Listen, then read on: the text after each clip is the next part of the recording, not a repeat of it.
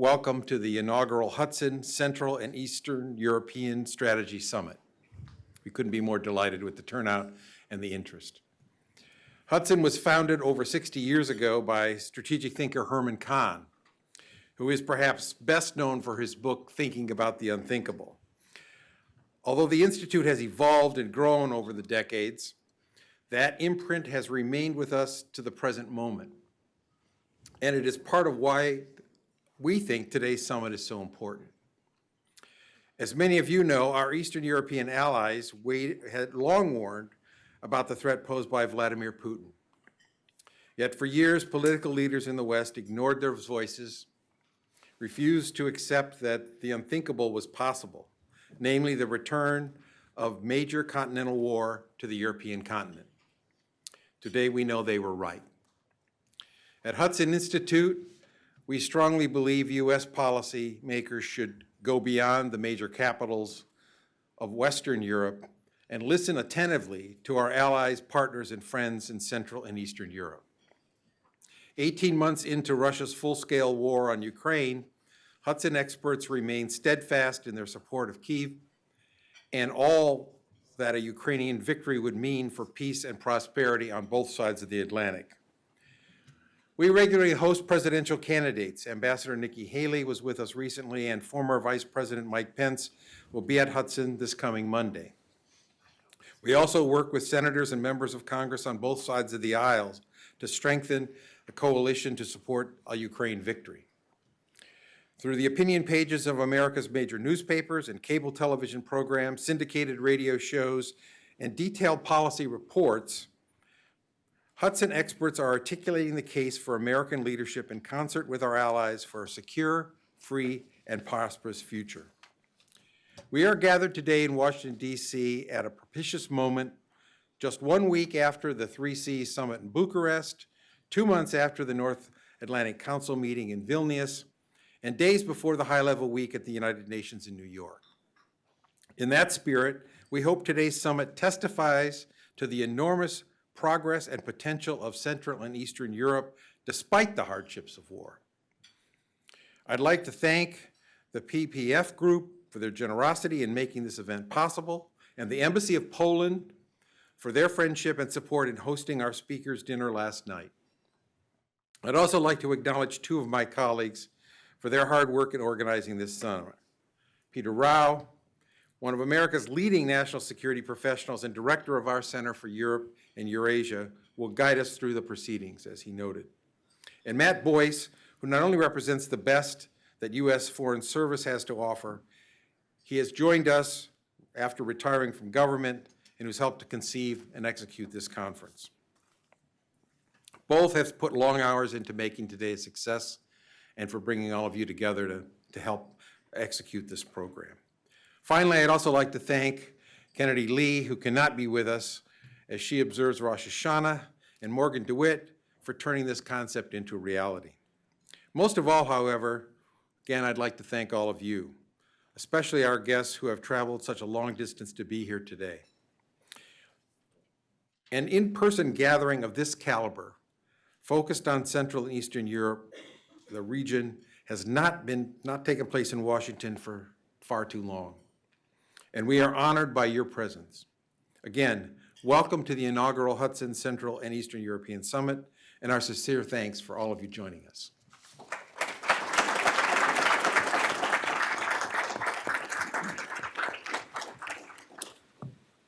Thank you, John. And with that, we will move to the first panel on geopolitics and geoeconomics of Central and Eastern Europe. I'd like to welcome first to the stage Jaroslav Kurfürst, the Director General for Europe at the Czech Ministry of Foreign Affairs, a Deputy Minister of Foreign Affairs rank. Ambassador Kurfürst was previously also Special Envoy for the Eastern Partnership, and of course, Ambassador to the Kingdom of Belgium. Mr. Ambassador, thank you for being here today.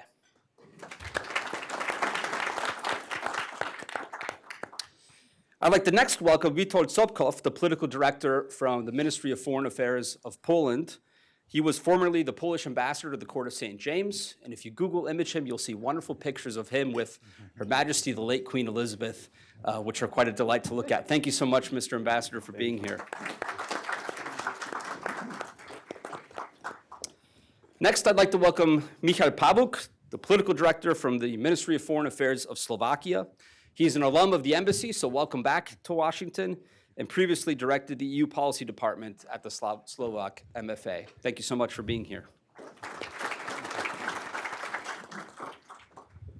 We're also thrilled to welcome from Estonia, Ambassador Silasti Eiling.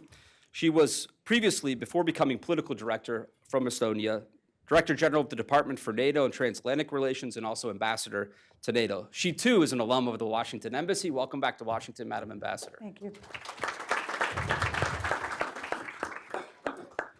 And last, but certainly not least, I'd like to welcome Andre Williamson from Latvia to the stage. He was previously, before being political director from Latvia, the permanent rep to the Political and Security Committee at the EU, at the PSC, and according to his Twitter handle, is a part-time farmer.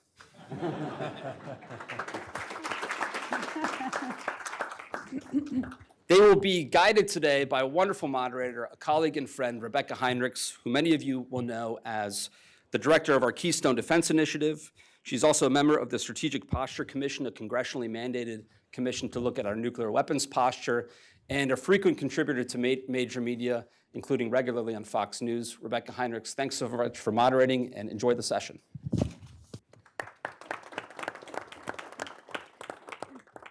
Thank you for that, Peter. Let me make sure that you all can hear me. Can you all hear me? Okay. No. No, we'll get the sound turned up here. Well, thank you all for being here with us this morning. I was hoping I would have a little bit of grace with the pronunciations of the names being from the Midwest, but Peter just did so well, I really don't have an excuse. So I'm going to do my very best. What I'd like to do this morning to kick us off is I'm going to ask very broad questions about how each of these capitals are thinking about the current war, and how we should be thinking about supporting Ukraine moving forward, the status of that. And then I'm going to keep that very broad so that each individual can provide his or her perspective. And I'm going to try to get out of the way. And then from that, we'll talk about, broadly speaking, the economic consequences of how the United States and the NATO alliance has tried to economically sanction the Russians, and the effect on Europe. And then also the economic rebuilding that Ukraine requires now and then into the future. So that's going to be the sequence.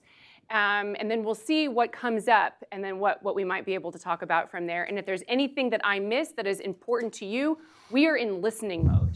That is something that has been very important to Hudson scholars, is that the United States and other capitals in the NATO alliance in particular need to be listening much more carefully to those who really are the experts on the Russia threat. And so we're very, very pleased to hear and to learn from you all, and to listen carefully. So with that, let's talk about Ukraine and Russia and the status of the war, and how you see the persistent threat from Russia, and how we're doing as an alliance in supporting Ukraine.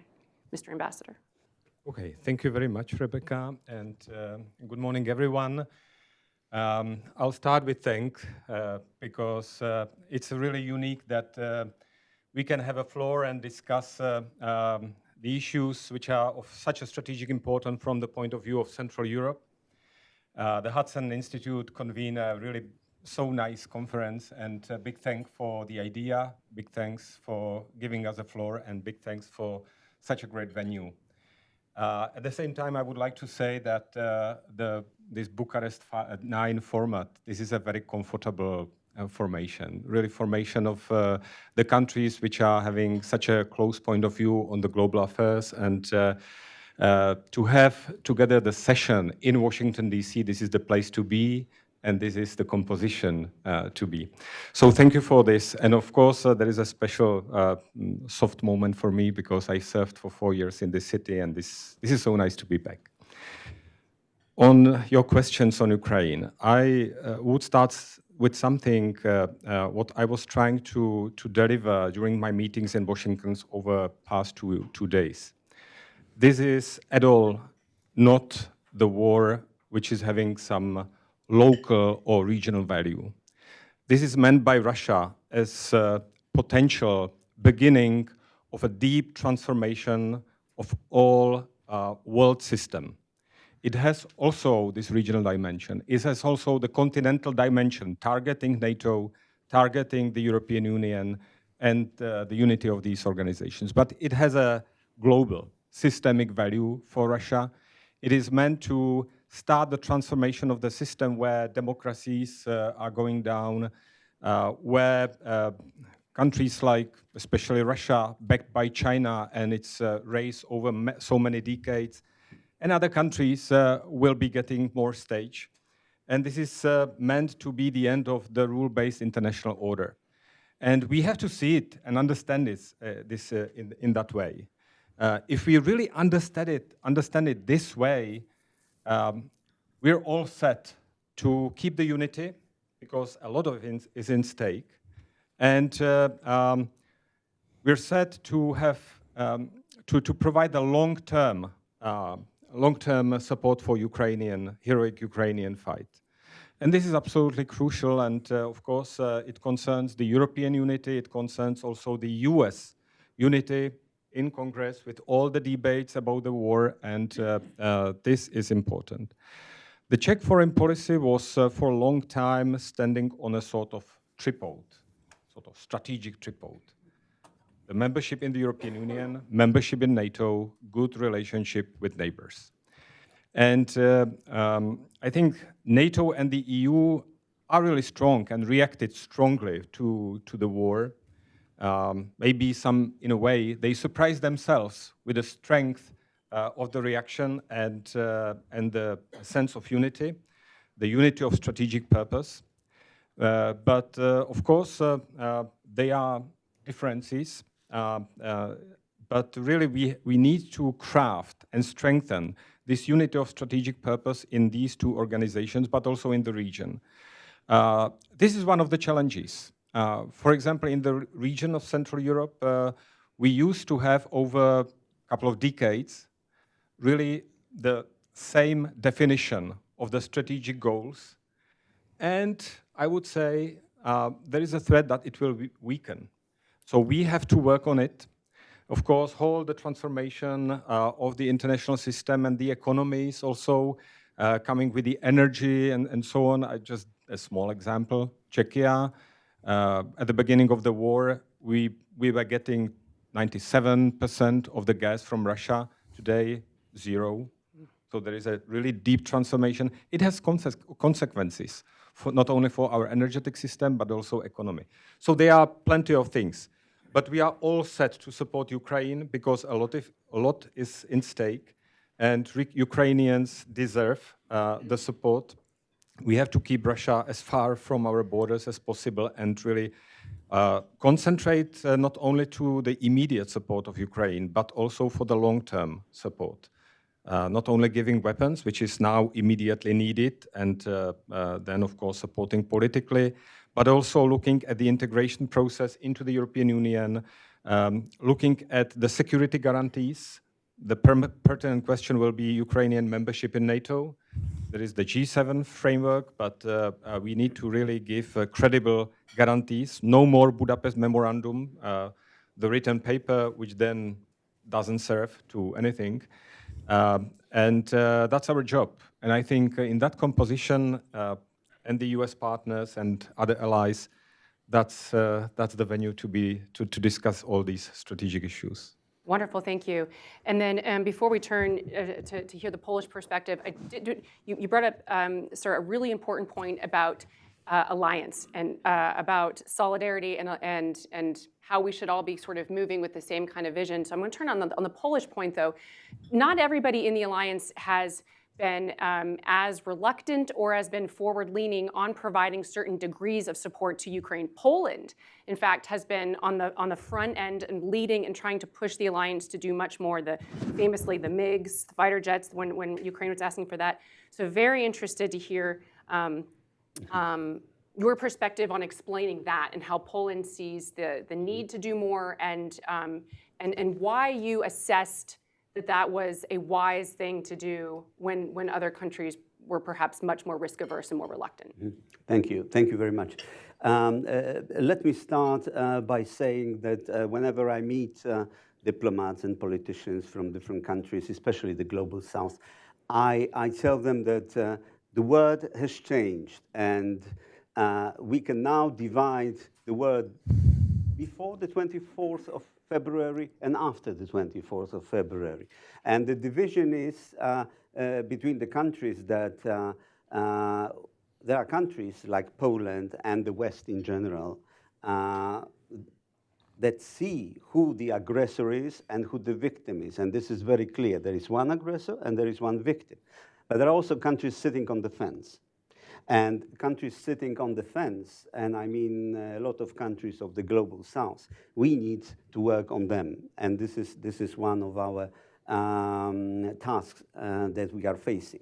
Because the war in Ukraine was unprovoked and unjustified and unprecedented, because it was an attack on a sovereign country, violating its territorial integrity against the UN Charter and against international law. And this is, like my colleague has said, and I agree with every word that my Czech colleague has just said. It's not about Ukraine. It's not just about Ukraine. We must do our best to defend sovereignty and integrity, territorial integrity of Ukraine, but this is about a rules-based system. It's about international law. It's about a kind of world order that we want to live in, and that is why it's so important. This is not a conflict. This is not just any conflict that has happened in the world, and we have had a lot of tragic and bloody conflicts with a lot of sufferings. But Ukraine is different. Ukraine is about Russia, and Russia is a nuclear power, and Russia is threatening us.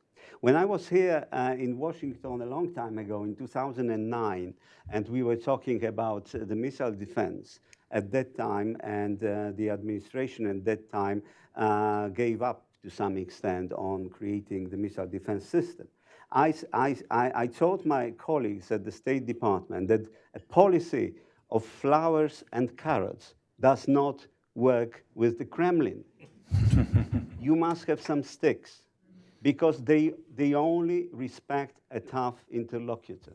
And this is Putin. We have always known in Poland that Russia or Putin is never going to stop. Our president, when he visited Tbilisi a long time ago after the Maidan, he said, first Ukraine, then Georgia, then maybe Moldova, then maybe the Baltic countries, then Poland.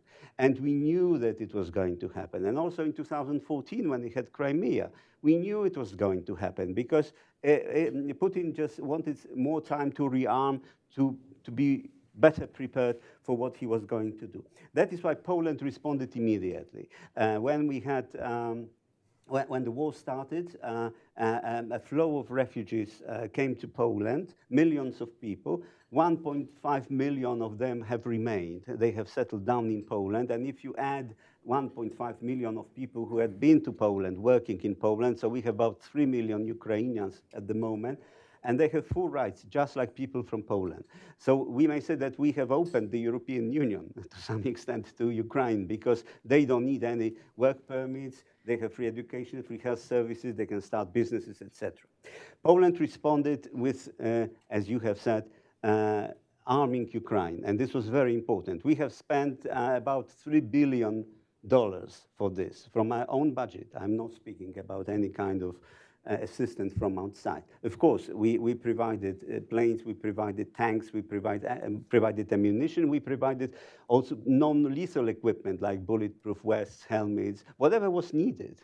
But this time we were much wiser than in the past, because this time we said we must ask the Ukrainians what they want. It's not what we can produce, it's what they want. This is more important, and they know what they want. This is ownership on the part of Ukraine. We cannot say, okay, we will send you 5,000 bullets of this kind. No. What do you need? You need artillery, you need air defense, you need planes. Okay, we will do our best, and we did our best. Plus humanitarian aid, we built container towns in Ukraine in 12 locations, and a lot of people can live there, thousands of people can live there. plus medical help for wounded soldiers, plus deliveries of medical aid, of food, etc. So we have done our best. The role of the US was crucial. The US, from the very beginning, has been vocal on Ukraine and very clear on what we want to achieve. And if it weren't for the support of the US, Ukraine would not be so successful. Of course, the European Union is also important in this equation because we had unprecedented changes in the European Union. Who could have imagined the European Union providing weapons from its budget? And we had this European peace facility, and billions of euros were spent to provide ammunition and weapons to Ukraine. To finish, because I don't want to dominate the discussion, a few words on NATO. We have always believed in NATO. And when we joined NATO in 1999, we didn't have a referendum in Poland. It was not necessary because more than 93% supported NATO. And why was it? Because the US was there. And this was the most important element. The US was there. And now we have the US presence in Poland, the eastern flank, the presence of American troops. We can buy equipment, the best equipment from the US. And the US is crucial in this. And that's why we have always believed in NATO, because we love the US. We are a very pro-American country. And we still believe in NATO. So it was a love affair, and the EU membership was a marriage of convenience to some extent. And that is why we had a referendum on the EU. I will stop here, and then if you have questions, I can. Wonderful. I don't know. You could just keep going. Very important theme. On the last point you made, I think is important too for an American audience to hear and appreciate that. Not only with these two dynamics happening. One, Europe is in fact European countries are rearming. They're getting stronger. They're sort of understanding that the Russia threat is acute and here, and it's not going away anytime soon. But then the other piece of that is, but the United States remains a coalescing force. Yes. Yes. And so even as European countries get stronger and are more capable to take a stronger hand in leadership on the continent, that the United States is persistent leadership, and that the United States must still remain a coalescing force, and that actually emboldens and encourages other countries to do more.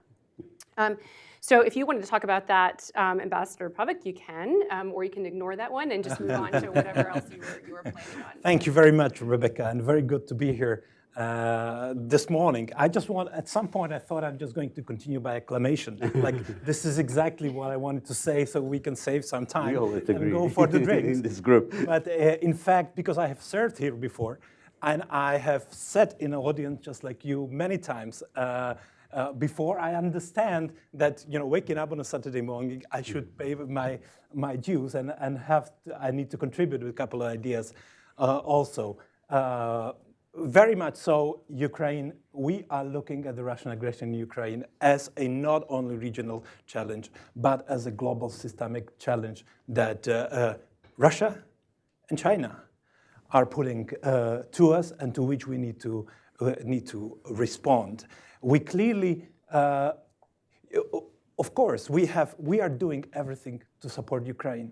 And you see a lineup here, and you will hear the same messages. We have done a lot. We have passed over to Ukraine all of our air defenses at some point earlier. We have expanded everything we have in our military depots to deliver ammunition and support. We are looking with any kind of humanitarian, economic help that we can afford to put forward to them, because we understand the nature of the challenge. There is not only a geopolitical fault line being created to the east of our border, there is a Mariana Trench being created right now, and we have to make sure that it is put as far from our territories as possible. Because what is happening, this is shrinking our natural space in Central Europe. Because in 1990s, the Central Europe was the center of it's called a cooperation horizon. And we were of course looking to the West, and we were refocusing our economies towards West. And with support of the US and European partners, we were doing very, very well.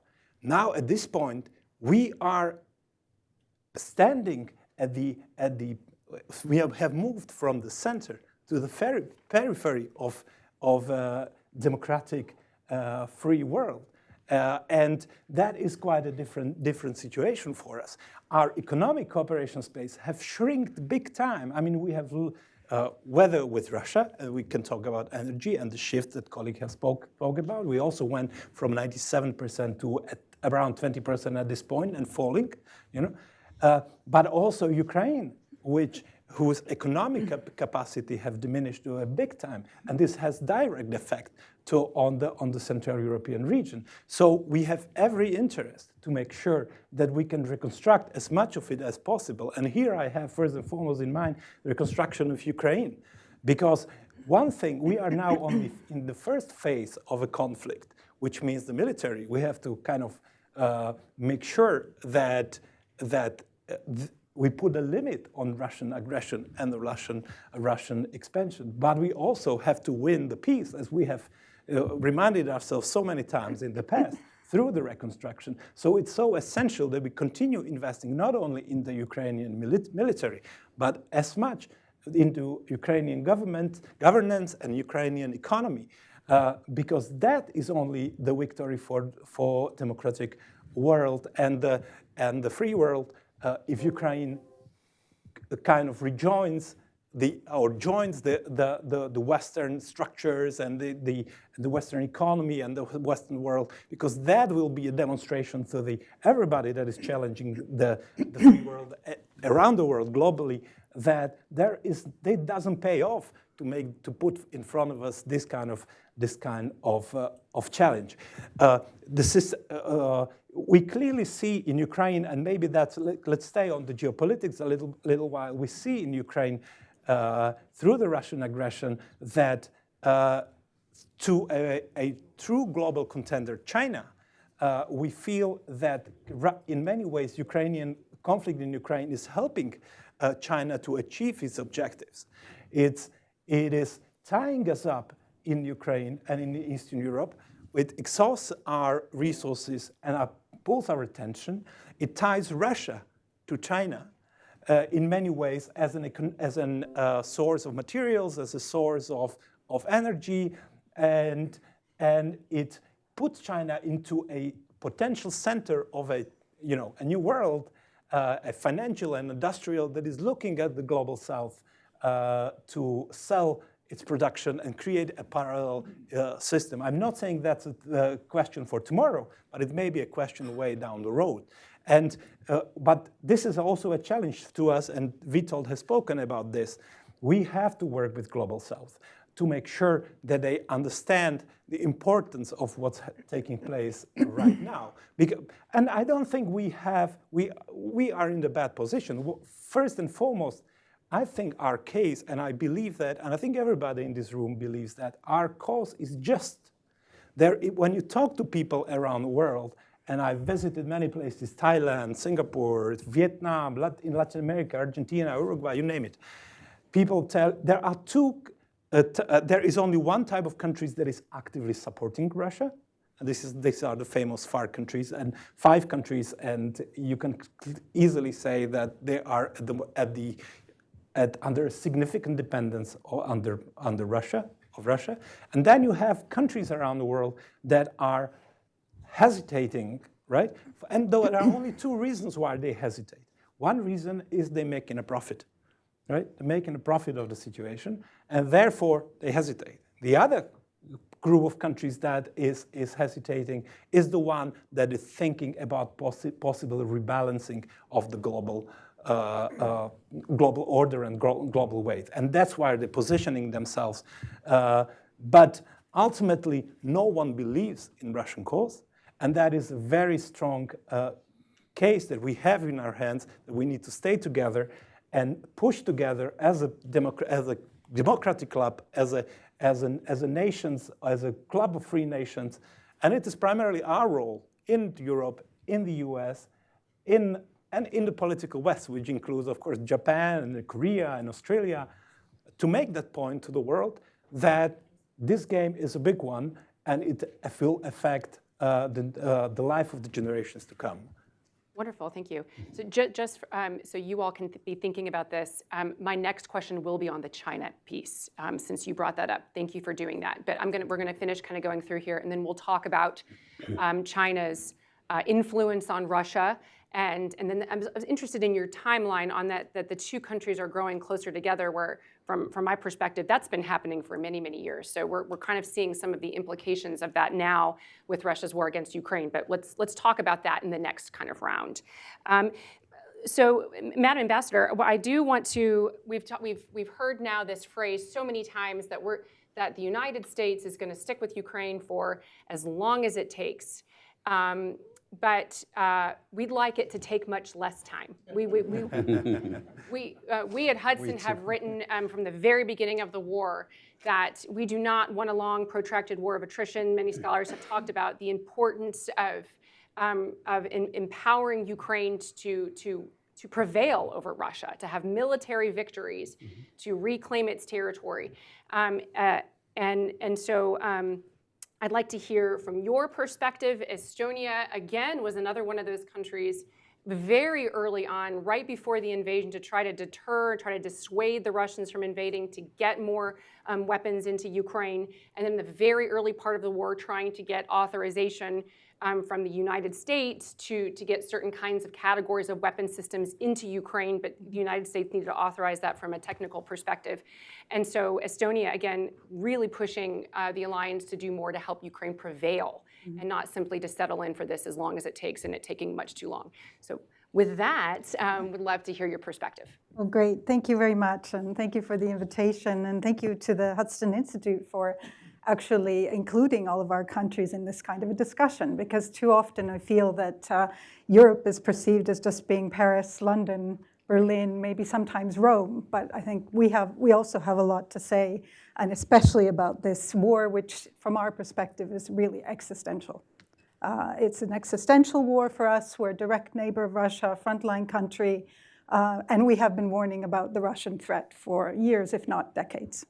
So it's nice now that countries are saying, and some European leaders and others are saying, we should have listened to you. Yes, unfortunately, we feel we were right. We're not too happy about that. But we want countries now to listen to us now also, not just listen to us from what we were saying before, but listen to us now. You're right to say that supporting Ukraine for as long as it takes, everybody agrees on that. But we always add until victory. We add until victory because it's very important, I think, that Ukraine prevail in the end, and that Russia be defeated. Otherwise, Russia won't be stopped. And this is a firm belief that we have. And we need to learn the lessons from 2008, from 2014. Russia will keep going. And there are no signs right now, actually, that Russia wants to in any way stop the fighting. This is all going on still. I was in Kiev on Monday and Tuesday. Very much still a country at war. I mean, nothing. Kiev looks nice, and restaurants are open, and life is going on. But nevertheless, this is a war, a very hot war that is going on. So, from the beginning, we've had a policy of providing, of course, maximum support to Ukraine. You mentioned the weapons that we provided even before the 24th of February 2022. Also supporting Ukraine on a humanitarian level, financially, every way that we can. That's been a very important part of our policy. But the other thing also that we've been doing is trying to raise the cost of aggression, because we don't want to have a situation in which aggression is seen to pay off. And I think that's one of the things that we didn't do right in 2008 and 2014. Our response wasn't strong enough. Putin learned the lesson that you can do that. You can use force to change borders in Europe, and nothing happens. Yes, some sanctions are put in place, but that's it. So this time we've really been working on getting the sanctions to be as robust as possible. And the EU has adopted 11 sanctions packages, and work is now going on a 12th package. So all of that has to go on. But also we need to work on the accountability part, which hasn't been mentioned by colleagues, so I thought I would mention it. The accountability that by starting a war of aggression, we have to hold Russian leadership accountable for their crimes. the crimes that they've committed against the Ukrainian people. And we also need to make sure that there's a cost to what they've done. Russia needs to pay for this aggression. So all of that, I think, as a package is something we've been working on, increasingly also on trying to isolate Russia internationally, and there was talk about this the global picture, and of course that work is going on. But maybe I'd also mention, in addition to the fact this is a global conflict or war, there are huge implications for European security. And this is sort of one of the concerns that I have at the back of my mind all the time. I'm always reminded of those treaty texts that the Russians put on the table just months before the war started. And you probably all remember that there was one text given to the United States and one to NATO, I believe. And outlining very clearly what Russia's goals are. These are things that they've been asking for since many years. The return of NATO to 1997 borders, for example, limiting exercises on the sort of eastern flank, etc. So I think those things are always at the back of my mind. I mean, we can say that those treaties, no one's going to accept them. But I am under no illusions. I think the Russians will come back to those demands that they have, and that they will put them on the table at some point in time. So European security order is something that they have been wanting to change for a long time. They've been, of course, violating all of the principles, as we know, the Helsinki Final Act, UN Charter, OSCE, Istanbul commitments. But I think that story isn't over yet, and I think that's just one of the things that when we look at the war, we also sort of are concerned about from an Estonian perspective. And while I have you here too, thank you for that. It was wonderful. So then, could you comment though? So when you say that we should back Ukraine to victory, to prevail over Russia, has it been your perspective that we have approached it with that frame of mind, or have the weapon systems, the category of weapons, been too slow and not been sufficient? And is that contributing to perhaps, obviously we're all learning in real time as this war unfolds, but is it prolonging the war? Should we be moving faster in the kinds of categories of weapons that we are providing the Ukrainians? Well, on the categories, I'm not an expert, so I can't say. I mean, I think the Ukrainians have a clear understanding of what they need. But yeah, I think that the tempo has been too slow. I mean, I think this is quite clear. So they get what they're asking for, but it always seems a little bit too late. And I think now we're seeing this with the counteroffensive, because 6 months, sort of nothing. Well, I don't want to say nothing was happening, but it gave this gap from the sort of winter till the beginning of the summer for the Russians to build up their defenses. To mine kilometers of the front line, etc. And maybe if the Ukrainians had had the right weapons earlier, they could have somehow prevented this. So now they're in a difficult situation. Although I do have to say that they've been, at least my understanding was, and I understand we'll be hearing from Ukrainians later, so they know better. But that actually they're quite well, I don't want to say pleased, but they feel that they've made progress, and what they worry about is this narrative that's spreading in the West that it's too slow. They're not achieving enough, and they worry about that. And I wouldn't be surprised if there was a bit of Russian sort of disinformation also behind that narrative. Yeah, certainly. Thank you for that. And then from Latvia's perspective, how, again, Latvia has been, just like Lithuania and Estonia, have been really talking about the Russia threat for a long time, that it still is persisting. I remember, I was at the Black Sea Security Summit back in, I think it was 2016 or 2017, and there was this sense that your countries in your neighborhood sort of felt like it was coming, and that there was still just a sense of disbelief that what we saw in 2014 couldn't possibly happen again. So please talk to us about, from your perspective, the persistent nature of the threat and what we missed. Thank you so much. The master of ceremony mentioned my second hat, being farmer. So if I say something too straightforward, then write it off on that nature of me being also a farmer, besides being diplomat. So I was working here in 2000, 2003 as a young diplomat, and my main job was to get my country in NATO, and along with other Central and Eastern European countries. And I see some familiar faces in this hall. Some of them have become more bolder, some more gray. But I still recognize them and the job that we did together. I think we did a great job, and I'm a kind of a product or a child of Big Bang of 2002. I still believe the thing that US at that time supported the group of countries to become to be admitted in NATO was one of the best things US did for the security of Europe and for the security of also for the US security, US own security. At that time, well, the 2000, 2003 were difficult years for US as well, for the Europe, for international relations. I think at that time we showed that that we stand with US for the cause of democracy. Okay, we might have made some mistakes. Who doesn't? If you work, but I think in general the general trend was correct, and we were together for the cause of democracy and for the freedom of the countries. At that time, somebody said that we missed the opportunity to shut up.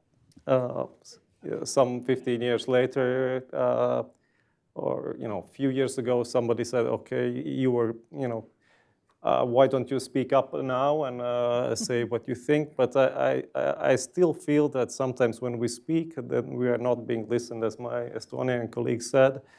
There are ministers who say, yes, we should listen more to the Baltic states, to the Central Eastern European countries, but when we sometimes say what we think, then somebody says, "Oh, you are overstepping our red lines." So if we say something sometimes true, it doesn't mean that this is wrong, and it's good to have a dialogue also on difficult issues. And I will go straight to the difficult issue.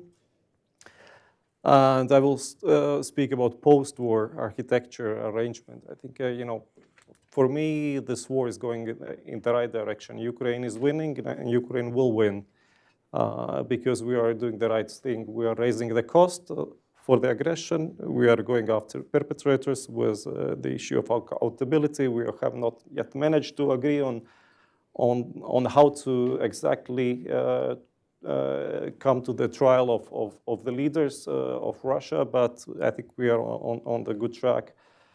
But the main question is, what do we do with Ukraine in the future?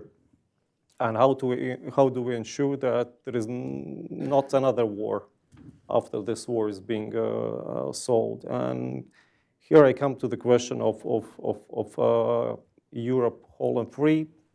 We don't talk so much anymore about this concept. We talked about that 20 years ago more. And I think we should return back to that concept and say that everyone who wants to be part of the free and democratic world should be allowed that, disrespecting what their bigger neighbors could say. So I think we have to go to the question, what do we do with Ukraine after the war? Can we allow Ukraine to enter NATO? Or should it be left somewhere in the middle? What does happen with Moldova and Georgia as well? Because these things are related. We will not have peace in Europe if we don't solve these issues, if we don't have answers on these questions.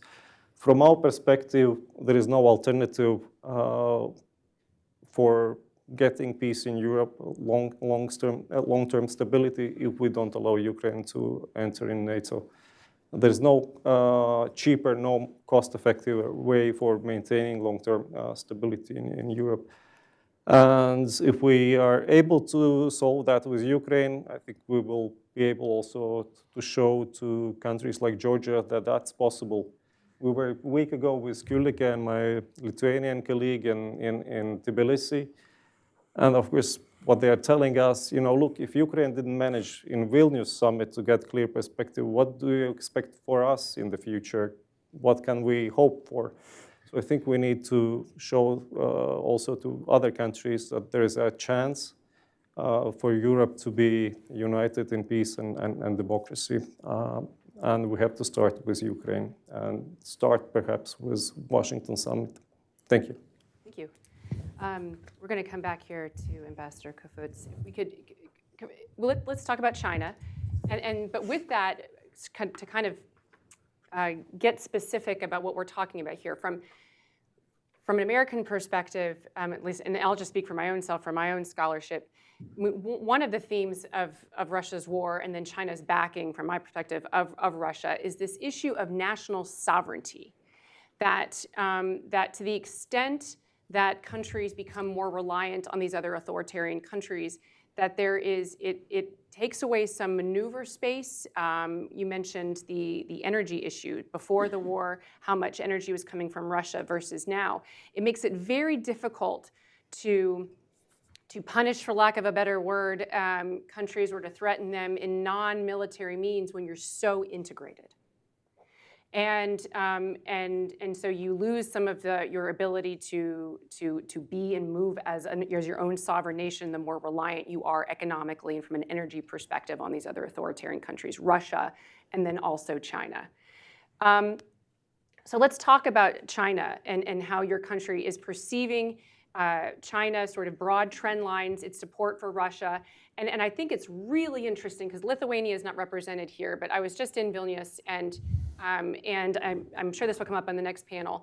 But I'm just continually impressed by Lithuania's foresight in the China threat and its unwillingness to take investments from China, and then Lithuania's collaboration and investment and cooperation with Taiwan.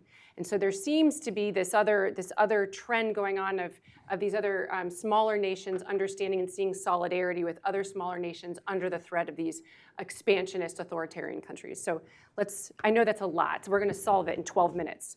With that, Mr. Ambassador. I have even less than 12 minutes to solve it, but okay. I will start with China becoming the revisionist power. Over the decades, we saw the economic ascent, and together with that, there was a movement towards more conservative, nationalistic, and a little bit aggressive policy in the Chinese leadership. And it's different from what we have seen in Russia, because China very clearly benefited from the international system, which was allowing that ascent. Mm-hmm. With Russia, we haven't seen such benefits. Russia was really stagnating. That was a typical revisionist power from the beginning of Putin regime. And in Russia, there was a very clear effort to revise the international order. But the Chinese ascent and Chinese move towards the authoritarianism gave Russia this kind of courage for some adventures they started. This, of course, Georgia 2008, Crimea 2014, and then that aggression we have seen. If we look back to Russia, at the beginning of 90s, they started to some let's say post-Soviet nostalgic dreamers of a fascist strength of the Russian intellectual environment started to dream about reconstitution of the Soviet Union under the cover of Euro-Asian agenda. But they were dissidents, basically, in the beginning of 90s and throughout 90s. But then, little by little, they were coming and moving into the mainstream. And that ascent of China and that Euro-Asian idea was getting the ground. In 2011, when Putin was coming after Medvedev's term in Kremlin to the presidency, there was the article in Izvestia speaking about the creation of Euro-Asian Union, which was then created 2015. And that was very clear that was a moment where the Euro-Asian vision was already adopted, that Russia decided to get this alliance with China on a really serious footing. And that was a point of departure for the revisionist policy and for some military adventures, etc. China was letting it go because maybe they felt that Russia can be really showing the way to reframing the world. Russia was always using the tempting rhetorics about the multipolar world. So what is a multipolar world in Putin's view? This is a world of a couple of empires which are building imperial areas around of dependencies, and these dependencies has follow the principles of Brezhnev doctrine, the limited sovereignty. So Ukraine does not have any sovereign right to have a sovereign policy. Czechoslovakia did not have during the communist time when we were sort of subject of that policy. So Russia sees this, but gave China this luxury of feeling that there is this alliance. Now for China, what does mean Russia and what does mean the West? If we simplify it completely, the West is a market for the Chinese merchandise. Russia, raw materials, and then maybe the hope that the world will change into the benefit of China. But frankly, I don't believe that China, which was benefiting so much with the rule-based international order, with all this economic ascent, will benefit of that power-based international order where just everyone will go against everyone and the bigger will eat smaller. And that will not be a world of stability. And we have to really be very clear about that. So I think that China was a really major trigger of the war. And I would suspect that China's strategy will be to get this war running as long as possible. Because the war is really making Russia weaker. And that's for Russia, that's for China with the taste to get a lot of raw materials from China tempting. That's advantageous, of course, to have such a weak ally dependent on China. And then maybe Chinese hope also that it will, if it goes as long as it wishes, long, then it will, of course, undercut the competitiveness of the West. Mm. And of course, if you see just the sector of energy, where the energy is becoming more and more expensive, this is about the competitivity of the merchandise on the global market. So that's just one example. But still, I don't believe that it is advantageous for China either. And I don't think that this new effort of review the international relations, that this is advantageous for any country which is maybe benefiting from cheaper energies because of the cap on the Russian raw materials. I don't think it's beneficial for anyone. And definitely not for Russia. I think Russia is really damaging the national interest of Russia. Thank you. Mr. Ambassador? Thank you. Let me start by saying that Poland has very close relations with Russia. Our president talks to Xi Jinping quite a lot. China. Xi Jinping quite a lot. Sorry. And different close relationship with Russia. Different, very different, I must say, yes. And our minister talks to Minister Wang Yi quite often. And when we went to China, our talks lasted for 4.5 hours, and we are trying to convince China to change its position because China can play a positive role if it wants to. The first question was in February when they signed, Russia and China, this no limits partnership. Did he know or didn't he know? I mean, Xi Jinping. I think it's irrelevant because if Xi Jinping knew about what was going to happen in Ukraine, he knew the narrative that Putin presented. And Putin's narrative was it will be a very short war, maybe a few days, up to a few weeks. We would take over Kiev, we would change the government, and we will be greeted by people with flowers. And this was the narrative that was presented by Putin to Xi Jinping. So I think it's irrelevant. It's relevant what followed. China expected a short war. They didn't like a long war, a protracted war, because they knew that it would affect economic, the economic situation, supply chains, the sanctions will follow, etc. And what they fear is secondary sanctions. Secondary sanctions is the biggest fear. So they didn't like it. Then they heard threats that some tactical nuclear arms can be used, and they didn't like it because it would break the nuclear taboo. So it's one thing what they are saying publicly, I think, and one thing what they are thinking. They want a weaker Russia, definitely. They don't want a failed state, because a failed state for them would be a threat. If you take into consideration nuclear arms that could somehow, you know, get in hands of people they don't want to see. That is a threat. So from this point of view, China may be helpful if they want to. They presented a peace plan some time ago. When I talked to my Chinese colleagues, I said this is not a peace plan; it's a concept paper.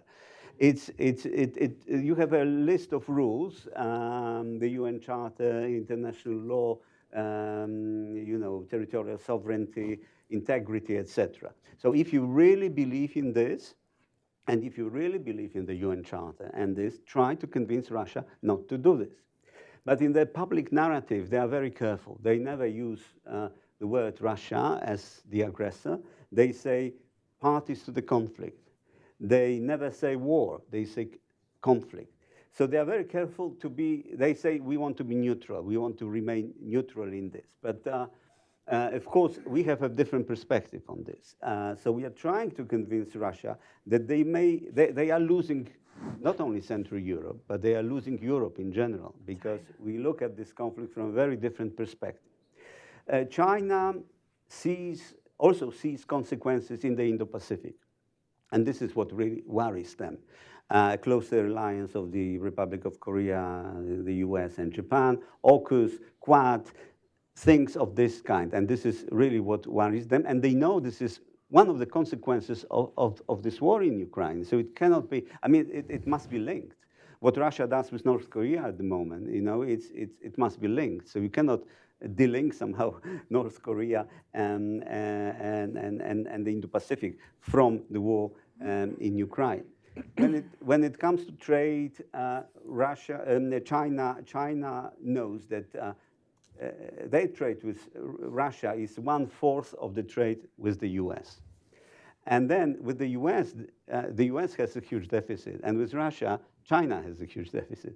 So this is a difference, and they look at it from this perspective, and they think, is it really worth it to be neutral at the moment and remain neutral in this conflict? I think they will try to remain neutral because they can see no other way out somehow than to be closer to Russia. And for us, this is dangerous, because we don't want a closer alliance of such huge countries with nuclear weapons. And we also want China to play a constructive role, trying to convince Russia to stick to the peace plan that Zelensky presented. It's very difficult, and it seems impossible at the moment. But if they want to be constructive, if they want to avoid secondary sanctions, if they want to have better relations with the West and countries of the Indo-Pacific, they should play a more constructive role than presenting just the rules that we should abide, and they should abide.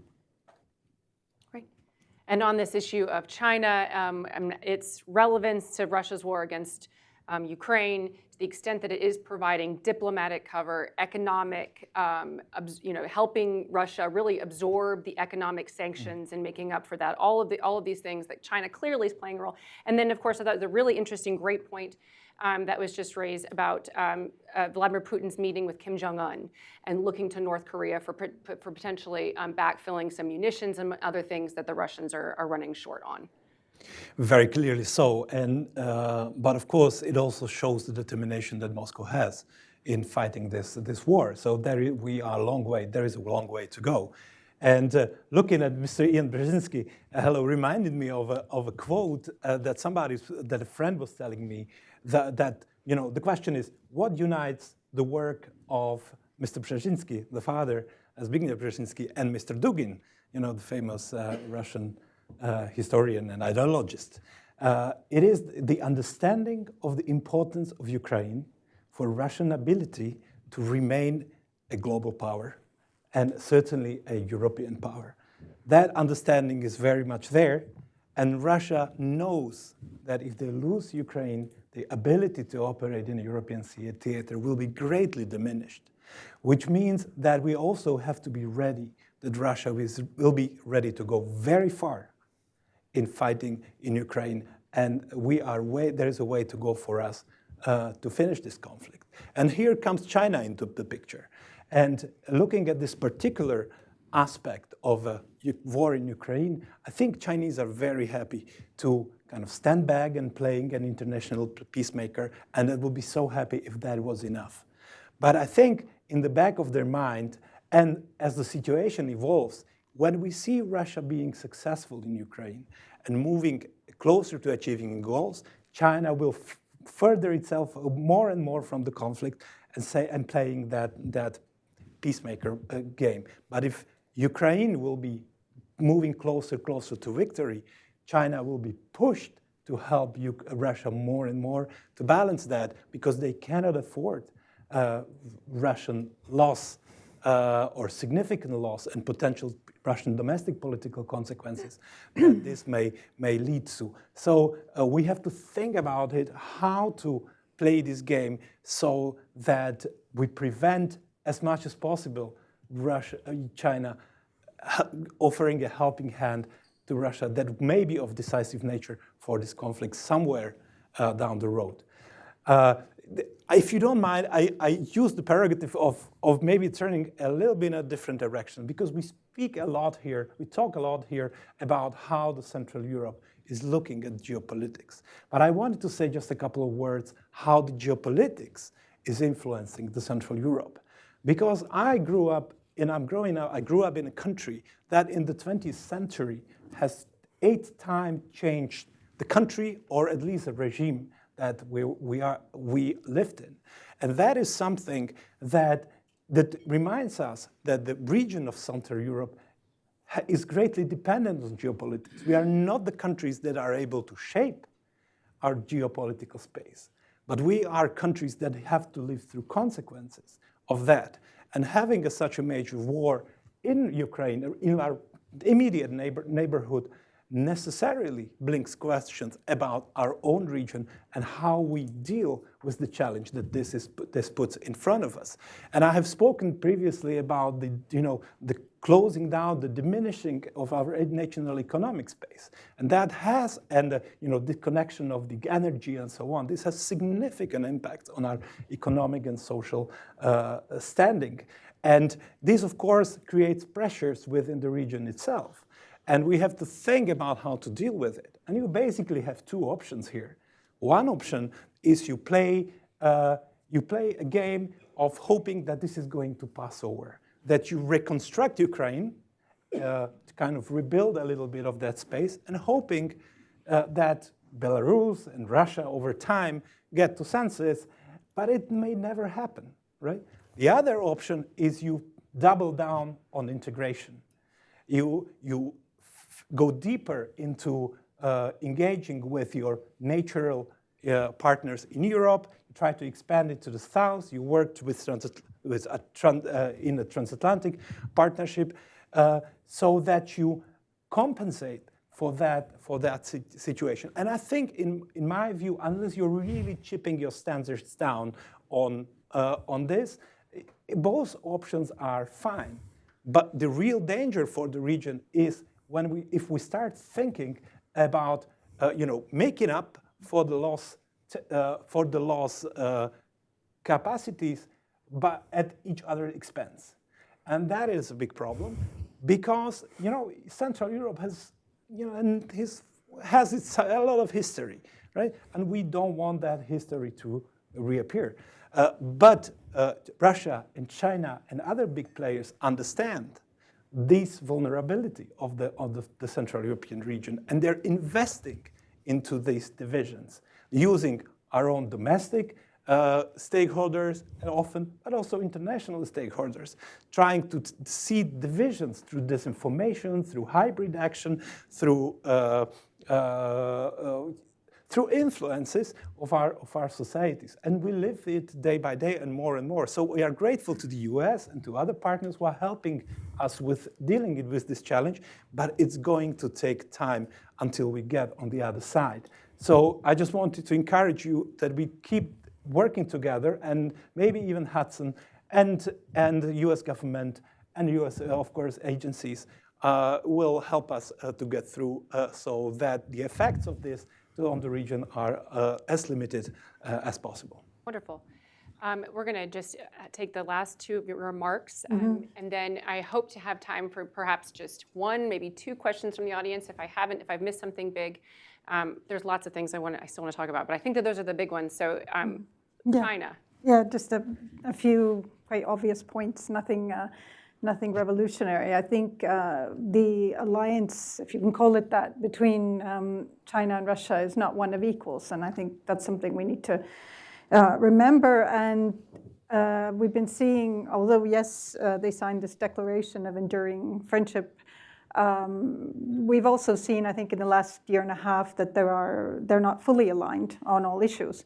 And just to remind that just in August, I think, was this meeting that the Ukrainians convened together with the Saudis in Jeddah. This was a meeting on President Zelensky's peace formula that the Chinese attended. And I think that's quite significant as a symbol, showing that they're also involved.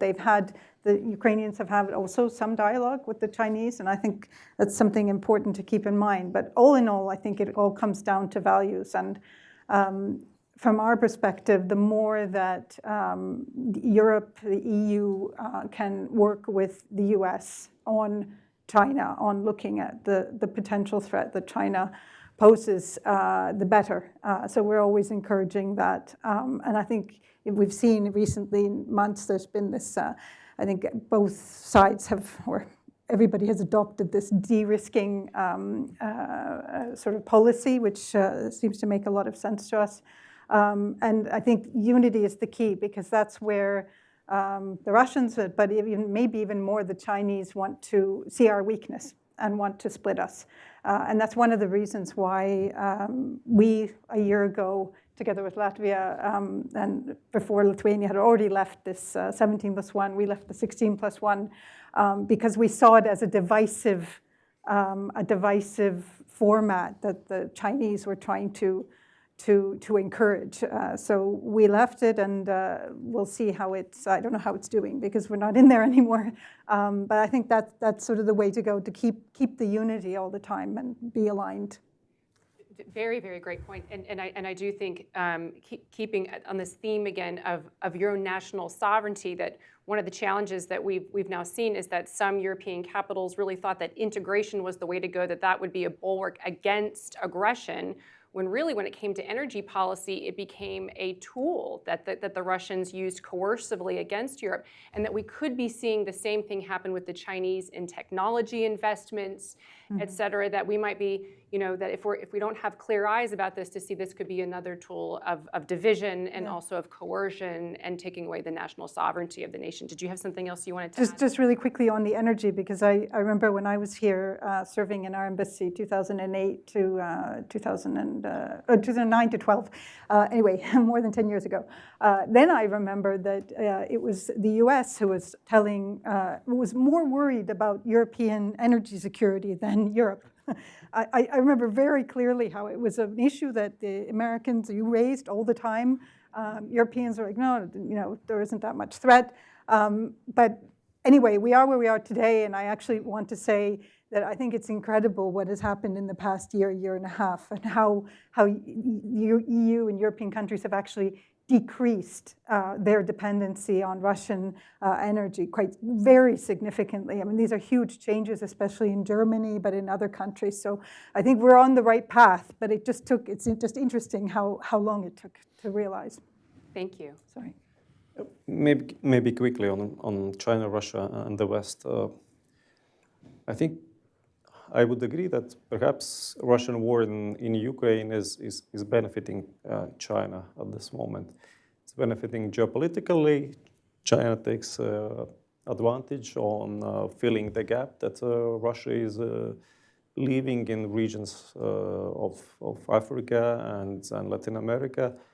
It's benefiting economically, getting cheap resources out of Russia, but it's all short-term gains. For me, we will be always able to balance it out if we finish the war in Ukraine right. If we don't allow the war to end on Russia's terms. If the war in Ukraine doesn't end on the Russia's terms, it will be a huge signal to everyone who wants to challenge status quo in other parts of the world. I think that's important. But I agree also that there are opportunities to work with China. I don't think China, has the same interests as Russia. Observing China, they are very careful not to be associated, fully with Russia. Chinese were very sensitive when last year we declared that we step out of the 16+1 because we don't like what their unclear policy on the Russian war in Ukraine. So I think we have to use this direction. We have to use the Chinese offer when they came on the stage and tried to somehow mediate. I think we have to go back to China and ask, to show them, to show us what's their proposal regarding the peace formula, which in a way which would respect Ukraine's territorial integrity. And second, I think we have to work with China perhaps to get also the grain deal done, because it's also in Chinese interests. And what Russia is doing, there are not too many friends anymore left. So I think there is a space for us, for the West, to work with China, to call out China, and to make sure that China distances itself from Russia. Thank you. I'm going to bundle two questions back to back, and then the gentleman here and then ma'am here, we'll take those two questions, and then we'll just run right through. Anything else you want to add? We're going to borrow maybe just 2 minutes from our coffee break, and then that's it, and then we'll run out of time. So with that, if we could pass the microphone back to the back. Yep, there we go. It's the first hand I saw. I apologize to all the other hands. We had brilliant questions. Okay. Thank you. I'm Ian Brzezinski, Senior Fellow at Atlantic Council and a balding veteran of 2000. What a great panel. I'll get right to the point. As an advocate of Ukrainian membership in NATO, I saw the Vilnius Summit as a near miss. Only one, maybe two countries opposed an invitation to Ukraine. When I look at the panel here, most, if not all, were among those who were fiercely advocating for that invitation. Oh, that's a near miss. That should motivate us to drive forward toward the Washington Summit for that invitation. The downside of the Vilnius Summit was the communique, which asserted that Ukraine is not ready for membership. Two questions I have for you are pretty straightforward. One, does your government believe that Ukraine is ready for NATO membership now? Does it meet the requirements for NATO membership today? I believe so, based on what we see on the battlefield. And then second, will your government be pushing for an invitation at the Washington Summit, an invitation to Ukraine to join NATO? Okay, and then that one is so rich, we could just spend another hour there, but we are going to take this question here. I'll use this very fast up here. I'm Paula Dobriansky, Atlantic Council, and the great news is, and by the way, congratulations, outstanding panel, and it's terrific. Hudson Institute is holding this forum. The good news is, I also have two questions, but guess what? The first one is exactly what he asked. I wanted to press you on 2024 U.S. NATO summit, the NATO summit being held here. What is your governmental positions? To state it very clearly. But my other, which I didn't hear, Madam Ambassador, I think I only heard you mention, the only one I heard you say this about war crimes, and then you mentioned punitive action. What are your government's position on war reparations? We have put forward very strongly in many quarters the importance of Russian assets being used for the war. What are your governmental positions on that? Thank you so much. And And these will be your last remarks, opportunity to say anything else, and then answering those two incredibly rich questions. I know I said I wasn't going to start with you and go, and then I did. Okay. Sorry, but you've done so well. Okay, great.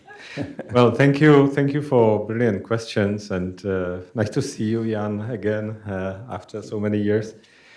Well, you put really brilliant questions, but the first question is quite easy to answer, whether Ukraine is ready for the NATO membership. Ukraine is. NATO isn't, but Ukraine is. And here I would borrow, I like the idea of Andrei Piankovsky. Maybe you know Andrei, he's a Russian politologist, academician who is now living in the United States. He would be in danger in Russia, definitely. He says, throughout the decades, Europe was dreaming about creating a European army. What is the definition of the European army? This is such an army which defines Europe from the aggression. So there is one good news.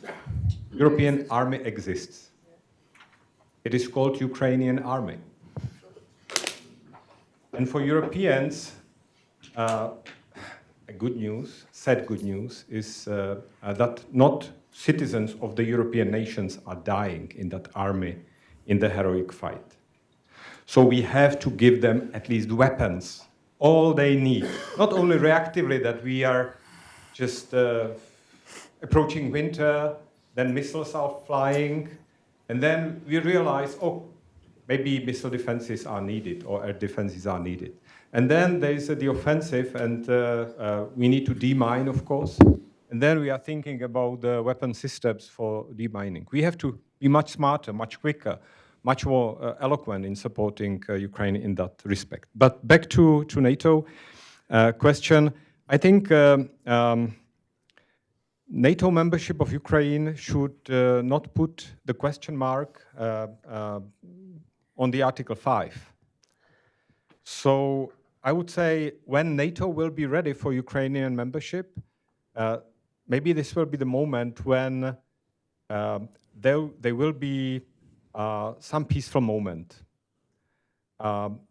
when we will be able to accept Ukraine and thus deter Russia from the moment of Ukrainian membership that Russia repeats again the aggression against Ukraine, because then there will be the Article 5 really there, and it will be valid. It will be not anymore the Budapest Memorandum.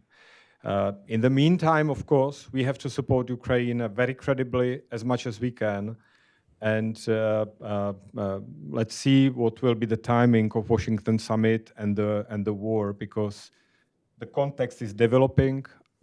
Let's hope that by the Washington summit, on the way to Washington summit, we will celebrate the Ukrainian victory, and then the discussion in Washington summit will be framed with much more hopeful context for Ukrainian NATO membership. And in that respect, Czechia would be really welcoming such a great army, such a great country which is courageously defending Europe and providing the role of the European army to Europe, defending us.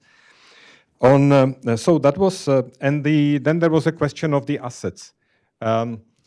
Well, here I'm in a comfortable position because we don't have such a huge quantity of Russian assets in the Czech banks and so on.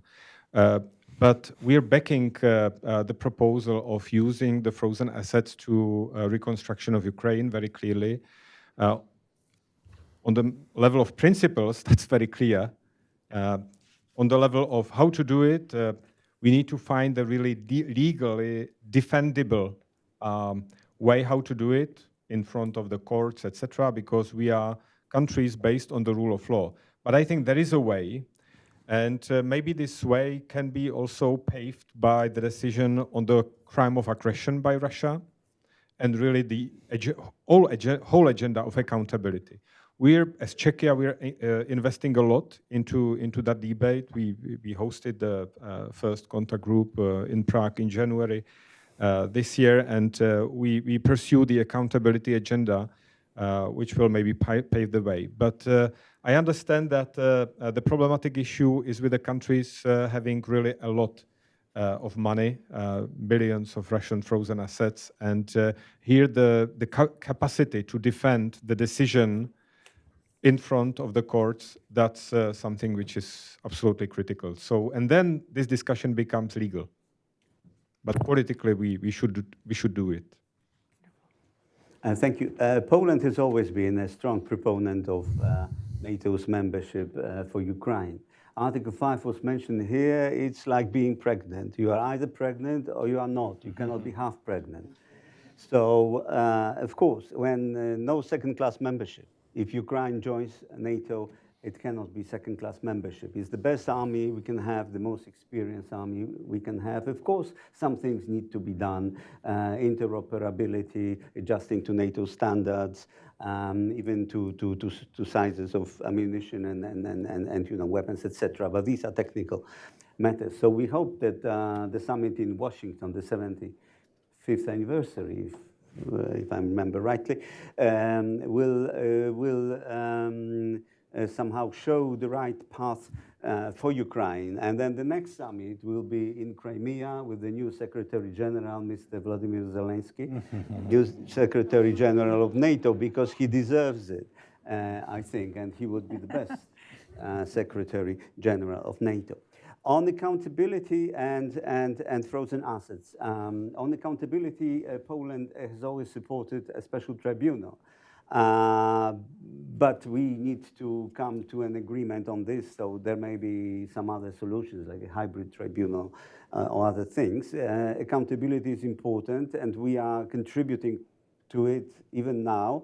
In Poland, there are centers where we collect evidence from crimes committed in Ukraine, films, interviews, photographs, everything.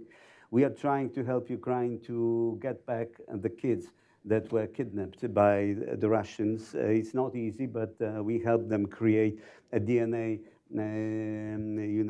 data bank. We want to provide equipment to facilitate it, etc. So we do our best. And frozen assets, yes, I think it's $360 billion in foreign reserves, plus stashes of cash that are from oligarchs that need to be taken into consideration. And I agree with my colleague, a legal framework is important because we cannot lose any cases in court. So a legal framework will be crucial in this. Acclamation comes to mind again at this point, but let me take maybe a little different take on this issue, thinking about what we want to achieve. We want to achieve just and lasting peace in Europe. And whether we think about how to secure that peace for Ukraine so that it can develop and rebuild, or whether we think how we deal with reparations, this should be one of the key elements having in mind. How can we make sure that whatever arrangement is there down the road, make sure that it's just for Ukrainians and for Russians on the opposite side, and that it ensures a lasting peace for at least 70 years, as we have done so because we do have experiences when where war reparations were extremely helpful, and we do have circumstances where war reparations were not extremely helpful, and we have to think this through. But on the baseline, I fully subscribe to what the colleague said. I just wanted to bring the second element, thinking about what we're trying to achieve here. Yeah, thank you. On the reparations or the use of frozen assets, absolutely, we are supportive of this. A little bit worried that there's this discussion on one hand that we need the lawyers are saying we need political will, the politicians are saying we need a legal solution, and it's going around in circles a little bit. But there's an EU working group working on this. Nationally, we're also about to come up with at least a legal solution that will work for us according to our constitution, that actually, I think as most constitutions of our countries, attaches a lot of importance to personal property, of course. But I think we've found a way, so hopefully we can move forward with that, because we need to start and we need to do reconstruction now, and hopefully with using Russian money. We know that the rebuilding Ukraine will be very expensive, but we need to start now, and it's not for nothing that President Zelensky even last year already started talking about the need, asking countries to come and please repair bridges, repair schools, kindergartens, hospitals. Without that, people will not return to Ukraine. And therefore, it's extremely important that we not wait for the one day when all of the fighting stops, but we start that work now. So Estonia, for example, we've just reconstructed a bridge, we built a kindergarten, things like that. I think we can all do more. So very important. On the Washington summit, and well, I can say that the preparation for Vilnius was very difficult, and from my experience, one of the most difficult preparations, because of the fact that two of our allies did not even want the issue on the agenda. And 2 months before the summit, this issue of Ukraine's potential membership or invitation wasn't even on the agenda. So we had to fight to get it on the agenda, and then fight to get language, which I agree, the communiqué was probably not the best solution, but it was the best at that time that we could achieve. So yes, we say yes to an invitation being issued. I think the Washington summit we have to be bold. I mean, we have to seize the moment. And I know that there's a lot of always saying, oh, but there's a war going on, but we're not talking about that. And the Ukrainians are not talking about that. They're also saying, we know we won't join while there's a war going on. But that doesn't mean that an invitation can't be issued. And there are different solutions. Finland and Sweden came in with one kind of a solution. We had the map. You know, let's think creatively as to how to do it as an alliance. But I think giving that hope and getting them in is really important. And until then, I think we should use the next months at least to really work on the adapted ANP. The Ukrainians, I know, want to do that on the nuke, this NATO-Ukraine Council, making that work. So from our government's perspective, yes. I think I can be very short, because colleagues already said everything. I think, of course, from the Latvian perspective, the answer is yes on both questions, and we'll use our historic role of pushing forward that debate. Thank you. Well, just to sum up this wonderful panel, all of these countries here have represented capitals who have given much to back Ukraine. In terms of military stocks, in some cases emptying entire military stocks in order to make sure that Ukraine is fully equipped, helping rebuild the societal infrastructure already, reuniting children with their families, the children who've been taken, violating human rights and committing these atrocities, the Russians taking these children who are not orphans, they have families, and to reuniting them with their families. Also, I was struck when I visited Warsaw shortly after the war began and walking out of my hotel and seeing how many women and children were there, because the societies of many of your countries have taken on Ukrainian refugees immediately, really many who have been able to return back to Ukraine.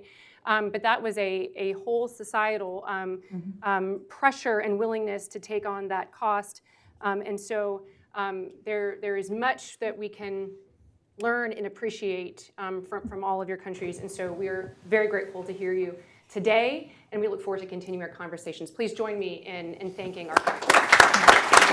From Romania, the political director, Sebastian Mitraki, who has held several important positions at NATO, including recently Deputy Permanent Representative of Romania to NATO. Mr. Ambassador, welcome to Hudson Institute and welcome to the stage.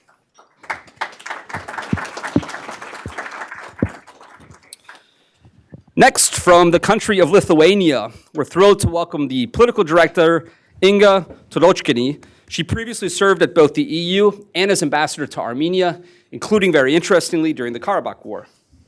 Welcome, Madam Ambassador. From Bulgaria, we're thrilled to have the Vice Chair of the Foreign Affairs Committee of the National Assembly of Bulgaria, the former Foreign Minister of Bulgaria and previously Deputy Prime Minister, Madam Ekaterina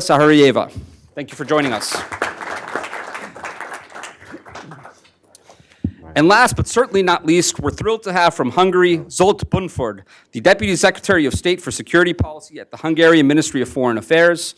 Ambassador Bunford has a long career, including as head of the Information Office, Hungary's civilian foreign intelligence agency, among other posts. Thank you so much for joining us.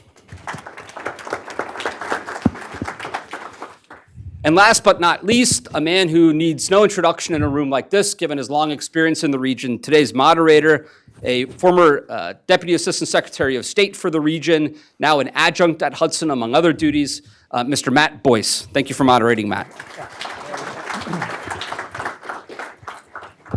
Okay. All right, good. Well, let's, so we actually, the conversation in the previous session went on a little longer than anticipated. We also have a little bit of a schedule to keep. So our panel will be, it'll be shorter than it might have otherwise been. And what I'd like to do, but we'll follow the same procedures as the previous panel. Although I'd like to also, since Sebastian, since you're here, also add a bit of an economic dimension too, because you just finished hosting the Three Seas Summit in Romania, and that would be, of course, I think of considerable interest to us. So we'll maybe try to leave a little bit more time for questions, because I sensed an awful lot of interest in the previous after the previous panel, and we only got to a few questions. So why don't we just sort of start off? I mean,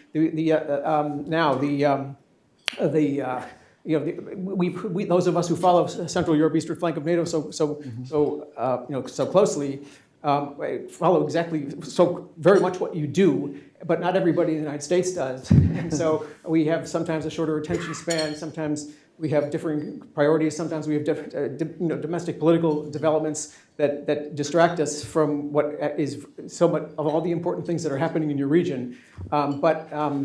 So this is an opportunity for you to tell us what's on your mind. What does the world look like, right now from your perspectives?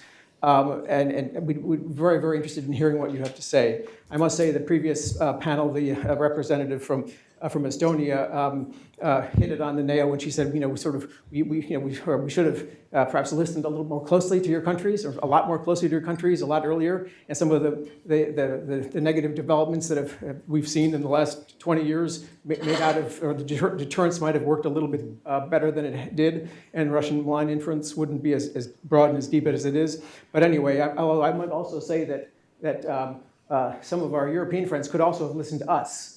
Because a little more closely too, because I remember as the energy officer at Embassy Berlin raising the question of dependence on Russia and being patted on the shoulder and said, "Thank you very much for your opinion, Mr. Boyce. We've got this." But anyway, so it could actually go both ways. But in any case, that's a ancient history now. Let's just start with sort of the geopolitical perspectives first, if you don't mind. Then we could perhaps how does it look from each of your perspectives, following pretty much the same format as Rebecca's, the previous panel. Okay, thank you so much, Matt, for this invitation and for this event. And this is really I'm really grateful for the opportunity for us, the countries from the B9, to present our perspective here. And we are among friends, and we cooperate very well among us. And this is very important for us, this opportunity to present to the US our vision from the region. I came to the US for the second time since I became the political director, and the first time when I came, the first people that I met were you and Peter Ruff. So I think this is a very good pattern that I wish to follow in the future as well, to start with Hudson Institute every trip to the United States. Indeed, we are very, very pleased to organize in Romania, for the second time actually among the countries in the Three Seas Initiative, the summit of the initiative and the business forum.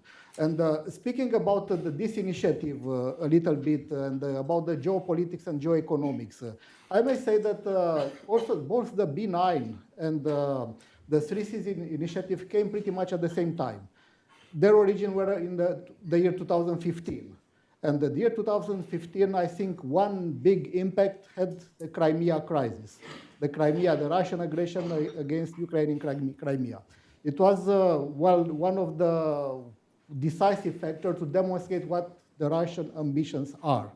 And for the countries of the Central and Eastern Europe, it was also, a demonstration that it is a gap in terms of our security and in terms of our economy as well.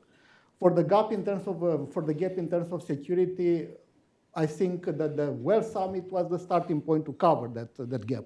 Because before 2014, it was practically no posture on our territory. So we are on national defense, but there were no NATO structures on our territory.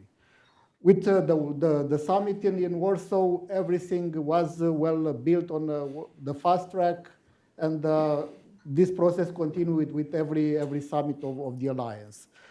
For the economic point of view, we realized that, despite the fact that we joined the European Union, that we had big opportunities, the things were not going as fast as we wish in terms of covering the gap between the development of the Western Europe and Central and Eastern Europe.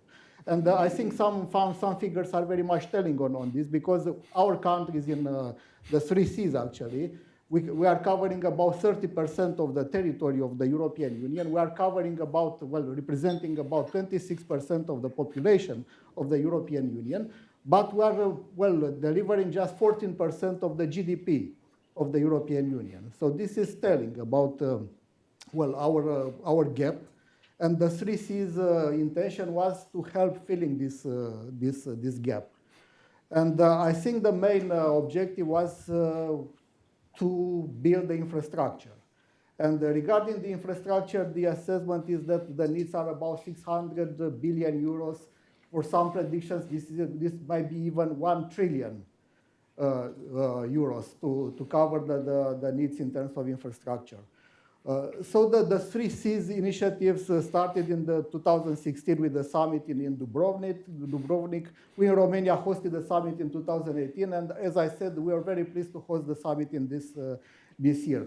And about the results of the summit, they were both in terms of political aspects, but also, and more important, in terms of economics. From a political perspective, this is the first enlargement of the Three Seas initiative with Greece. And the addition of Greece to the initiative is very important for the connectivity on the axis now north to south, because Greece is also opening some ways towards the Middle East and towards North Africa, which are very important to us. Very important as well is the fact that Ukraine and the Republic of Moldova are now participating associated states to the initiative. Through this, these countries and our close partners are open to the initiatives and to the instruments of the Three Seas initiative. In terms of investments, in terms of projects, there are important opportunities. These opportunities are for us, for the countries, members of the Three Seas initiative as well. Because, as I said, the initiative is focused on the north-south axis. And the Republic of Moldova, Ukraine are very important for this objective. At the same time, it was also very important, the cooperation with the strategic partners of the initiative, and the US is one of the key strategic partners of the initiative, together with Germany and the European Commission. The support of the US is very important, and the US delegation to the summit was, as an important participation of John Kerry, the special envoy of the president, and of the Assistant Secretary Pyatt. This is telling about the importance the US is giving to the energy dimension of the initiative. This is one of the three dimensions of the initiative: energy, the others are transportation, and the digitalization. There are important projects, and we are moving these projects with the business forum, which occasion important discussions on how to move forward. For the business forum, I would say that it was an impressive participation, more than 1,000 people for 45 countries. And this is also important that among the countries that attended for the first time were, Japan and, South Korea and others. So this is demonstrating to us that the initiative is getting more traction. This is important for the branding of this initiative, and this is something that we work very hard to consolidate it. And for the branding of this initiative, I think the projects are very important, and the investment fund of the initiative is, well, the key vehicle to advance the projects. But besides the investment fund, which, well, the money are put by the governmental organizations, by the governments of the countries, it's very important to attract more money from the private sector. And this is something that we should be focused in the future very much. This should be our key priority. I will stop here with my presentation. The Lithuanian colleagues are taking over from us. And well, we wish them every luck, and we assure them of every support from our side to continue to build the initiative and to make it work according to our expectations.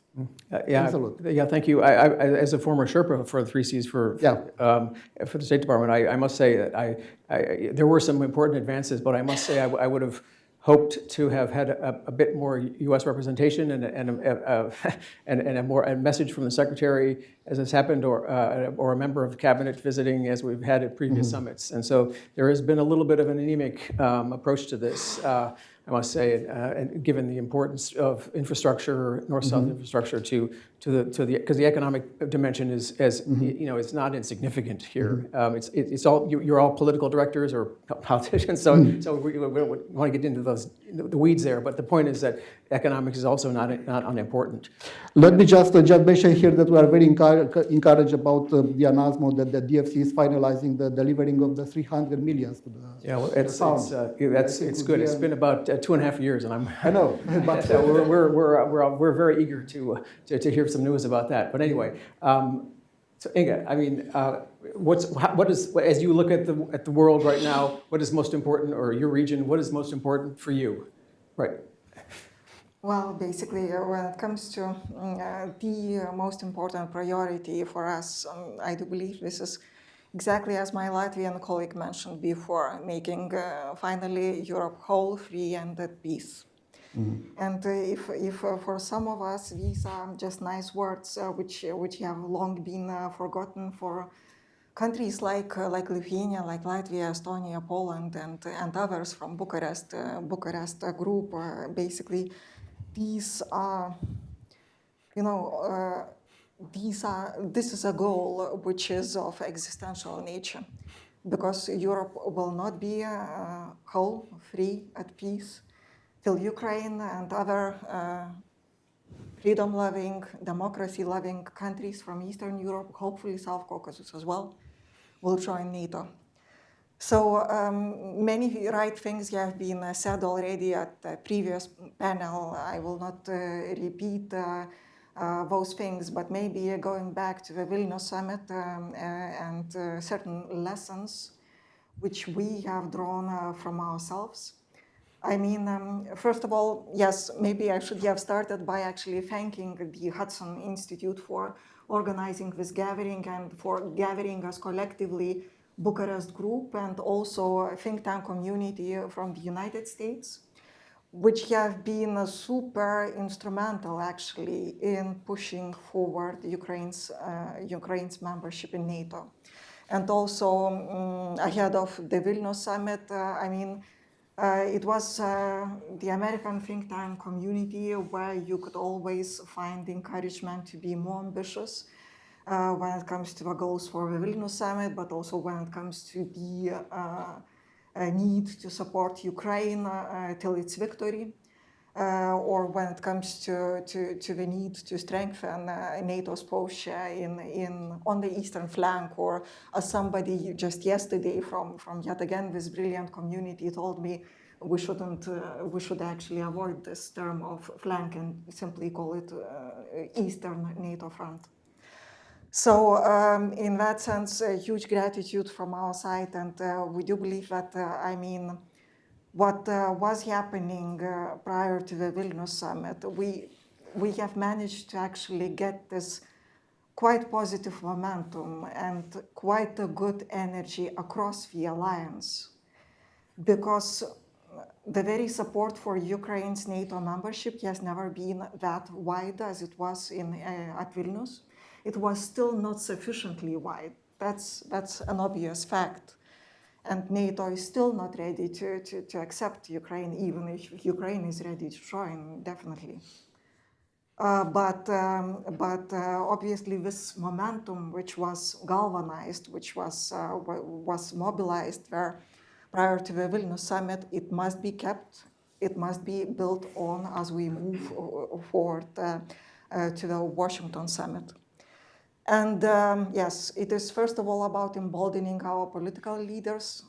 I think so, because yes, invitation doesn't mean membership yet. Also, it is about finding right arguments. It is about finally proving that basically whenever we are starting to avoid or we make the very effort of avoiding escalation as something which defines our policies, basically we are inviting escalation. And as long as gray areas will persist, either geographically, objectively, or in the minds of Kremlin, the source of instability in Europe will be there. So in that sense, talking about certain lessons learned, one thing is, objectively, our countries have a very strong existential interest to get Ukraine into NATO. And then I very much hope that nobody will take that as an offense. We are simply pursuing our interests in that regard. At the same time, definitely, this is a consensus-based organization. At the end of the day, what's acceptable for all will be acceptable for all.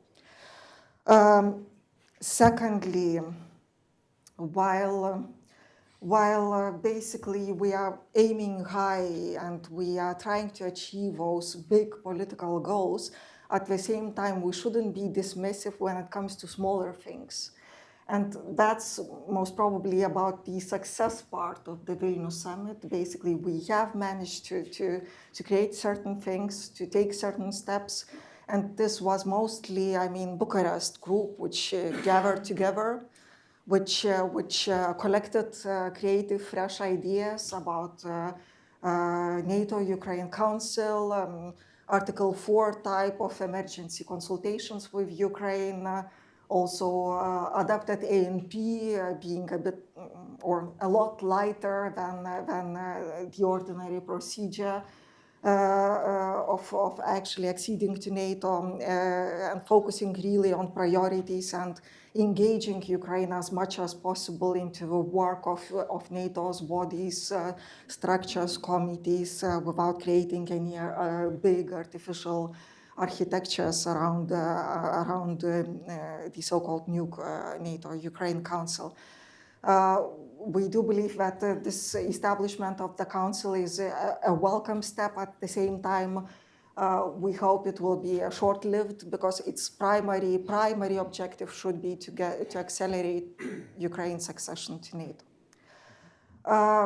Then going on with different angles of lessons learned, the leadership of the United States. Looking back at where Europe has found itself a year and a half ago, and how unprepared at that point of time Europe was to face what was coming, and looking at what Europe managed to achieve in the course of that year, I must say that I'm proud as a European as well. I'm proud as a Lithuanian and as a representative of Bucharest Group, because I do believe that our countries as smaller ones and basically as the ones which have the strategic clarity about us being the next ones, if we will not manage to help Ukraine win and Russia lose.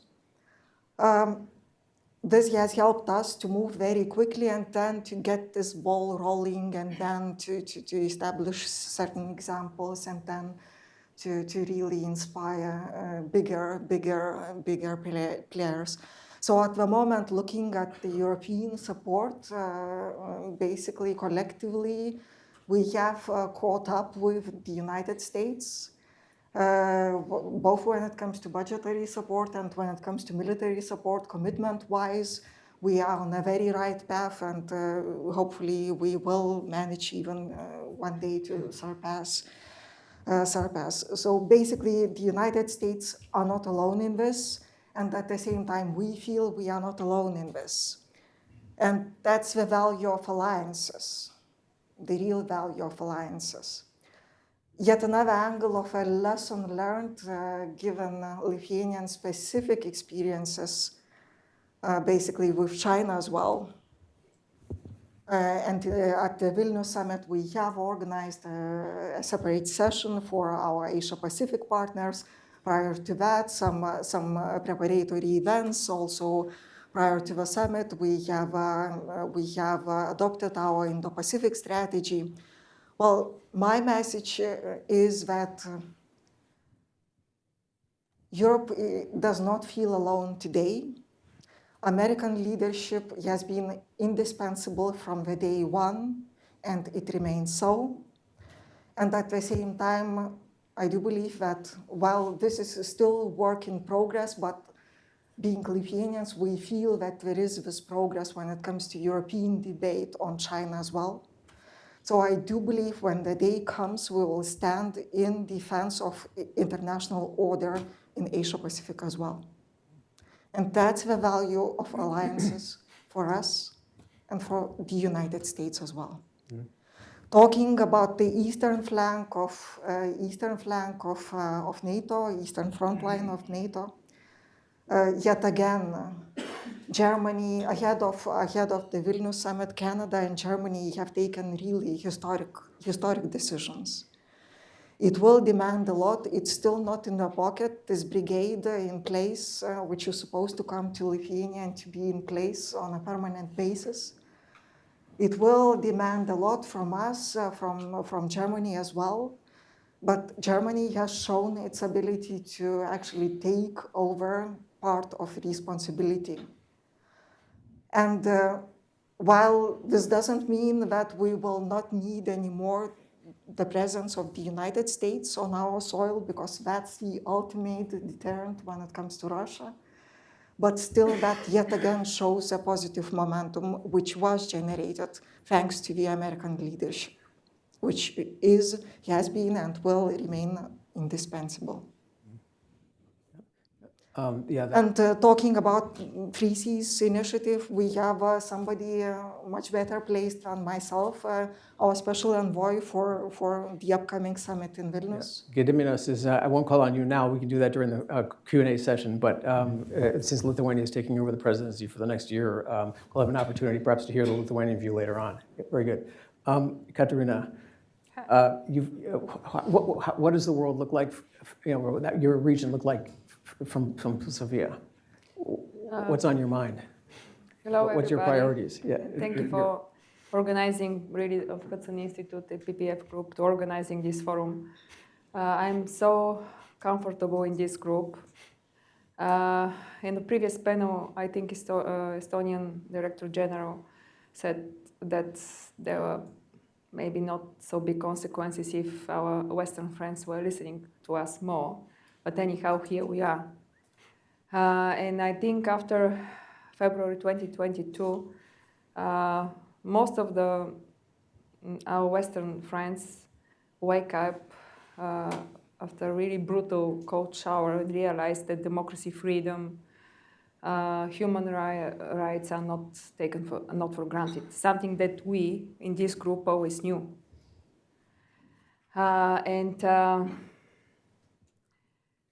As the previous speaker said, I'm proud of what actually European Union has achieved during this year and a half. Heavy dependency that we did have, and always actually our American friends were worried from Russian energy, not only gas. I'm not talking only about gas. I'm talking about oil, about nuclear fuel, etc., etc. It was really dramatically decreased. And speaking about my country, the dependency on gas was, I think, 96% or something like that, almost 100. Now we are less than 30. We are working a lot with our American friends for diversification of raw nuclear fuel of our existing nuclear power plant Kozloduy. And we are just before signing an agreement with the American government for new powers in its nuclear power plant Kozloduy, and we want to use the American technology AP1000 reactors. So this is just for less than a year and a half. But also, I think, as always when we have a big challenge, we can see this as opportunity. And I think if this time again we don't learn from mistakes that we have done in the past, because it didn't start with Crimea 2014. At least after Crimea there were some sanctions. But after invasion in Georgia in 2008, Putin didn't feel nothing in Russia. Yeah, strong statement, you know, all the ministers, the governments, etc., but on practice, nothing happened with him. And step by step, he was testing us. Actually, after 2014, the import in Europe of Russian gas actually, I think, almost doubled. That increased our dependency. I think we always knew that, at least here, we on B9, we always knew that sooner or later he will weaponize his resources. He will use as a weapon. So if we don't learn and if we don't connect and don't strengthen our resilience, he will not stop. What I mean, everybody in Europe, all the economies are suffering of a huge inflation rate, low growth, but this is in our part, not so much in Central Europe, but mainly in East Europe, is exacerbated by the bad infrastructure and lack of connectivity between us. After the fall of the Curtain War, we all were focused on West, which was absolutely normal. So we built the infrastructure East-West, but we didn't build the infrastructure South-North. The interconnector, gas interconnector between our two countries is operable since 2 years, which is really late. The interconnector between Bulgaria and Greece actually is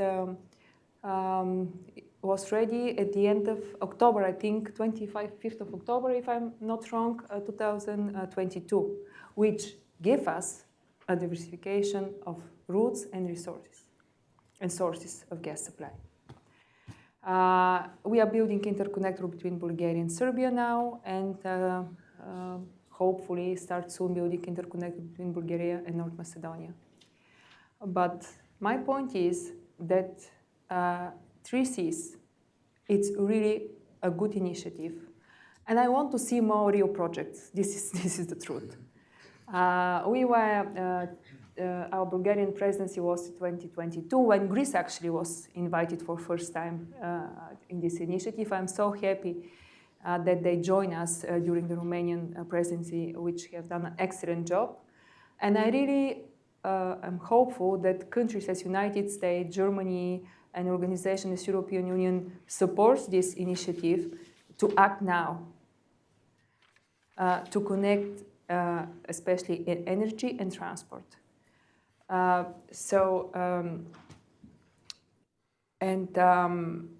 Because it's huge potential. Our region in Bulgaria and Romania can increase the energy security and resilience in all Europe. Because we are on the way of gas and oil supplies, actually, coming from the Middle East and Caucasus region. And Greece joining, actually, Three Seas is really important, because now under construction, and Bulgaria has 20% shares, it's LNG terminal in Alexandroupolis, with American, I think, participation, which will be ready and operable by the end of this year. And this will give opportunity to the whole region to access of liquid gas from America, Qatar, Algeria, and hopefully soon from Cyprus, Israel, etc. So we are working with Greece on oil pipeline, again, Alexandroupolis-Burgas, which will also increase resilience, energy resilience in oil. So I hope Three Seas really to see such projects as economically viable and participate. So I want to finish with Vilnius and NATO. You have done an excellent job, really. Your diplomacy, your politician. But unfortunately, I am not so much satisfied with the results. I really wanted to see invitation to Ukraine. Hopefully, next year in Washington, this will be possible, and NATO will be ready for this. Because I remember years and years, a couple of NATO summits that I participated in my previous capacity, not only as minister, but also as chief of staff of the previous Bulgarian president, I was heard absolutely the same messages all the time. Repeating the door open policy, etc., but no, never give them, both Ukraine and Georgia, a real perspective. This is the truth. All the leaders of the West were thinking that they should keep Putin happy, not make him angry.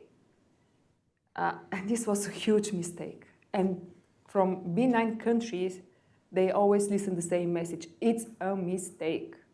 He don't like weak politicians. This is decision of people and politicians in Georgia and in Ukraine.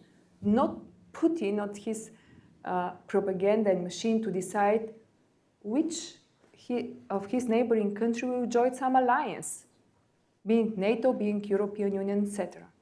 So I was part of the parliamentarians, and actually parliamentarians from more than 20 NATO allies signed this declaration, call to the government to be more brave and bold, and give really a strong political support in Vilnius.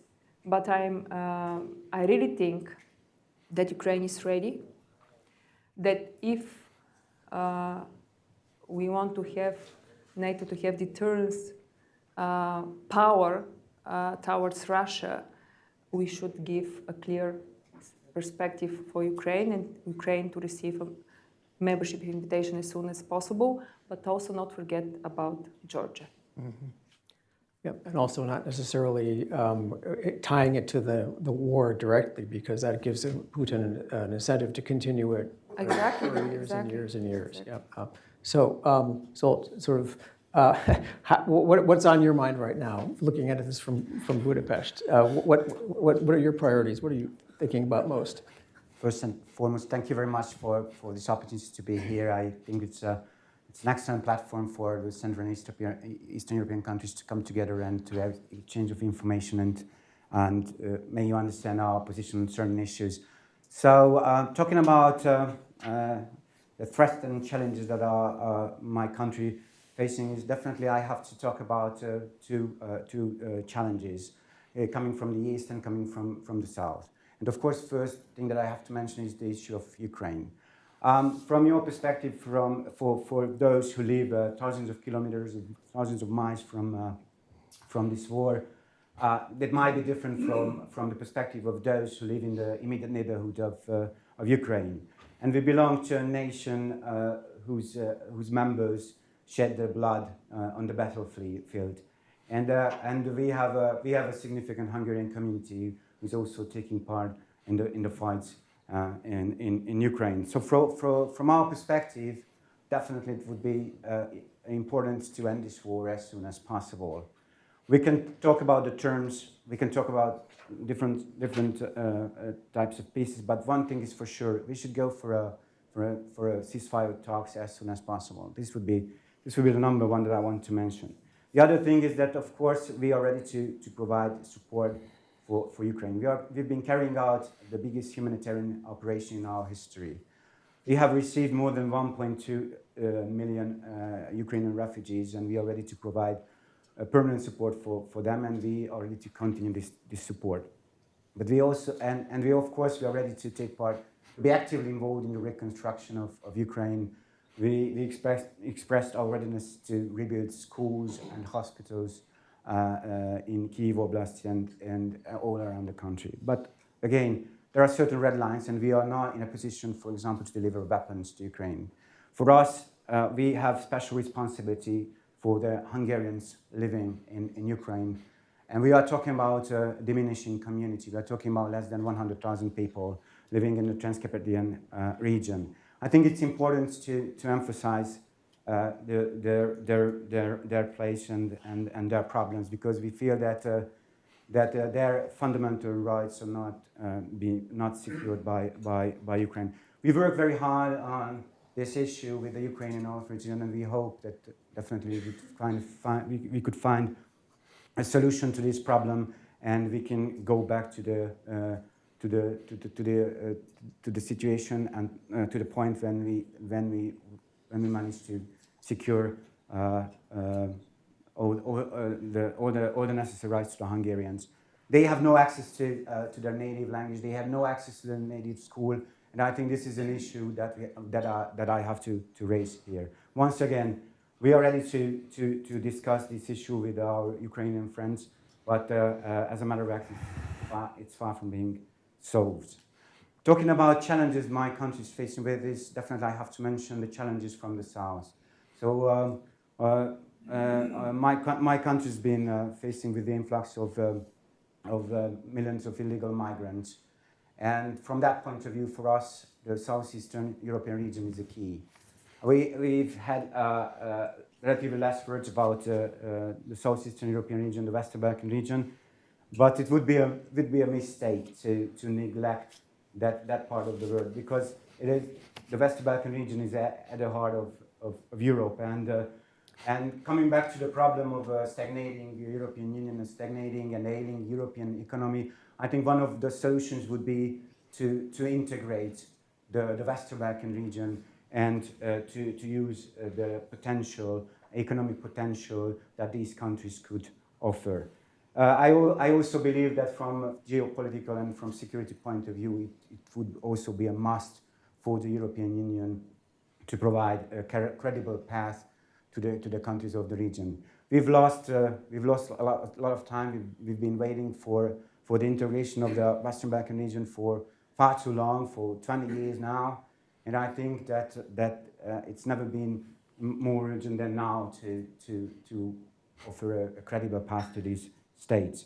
I also wanted to say as a challenge, and that somehow we feel that the world is moving towards setting up different blocks. And what we believe in is the connectivity, and we still believe that there should be a dialogue between East and West, and our country would be more than happy to be open to the West and the East as well. I also wanted to mention that we are ready to put the Western Balkan region, the connectivity issues, high on the agenda of our upcoming EU presidency, which will be held in the second half of next year. I would stop here, of course, and I would be more than happy to take questions if time comes. Yeah, well, I was encouraged because of the Hungarian minority issue in Western Ukraine. I was encouraged to see the Ukrainian Deputy Prime Minister the other day make an announcement that they were interested in talking about this, because this unfortunately has gotten in the way of your relationship with Ukraine and has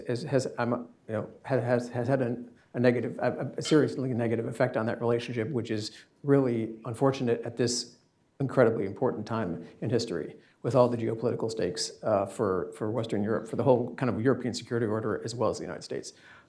So we have now, we kind of have to keep to the 1 o'clock target because of our next panel, because we have the Ukrainian political director coming in via Zoom. So, and I'd like to leave more time for questions this time, but could we just maybe a quick, and this disadvantages you a little bit, I'm sorry, because you don't get as much time as the previous panel, but that's on us.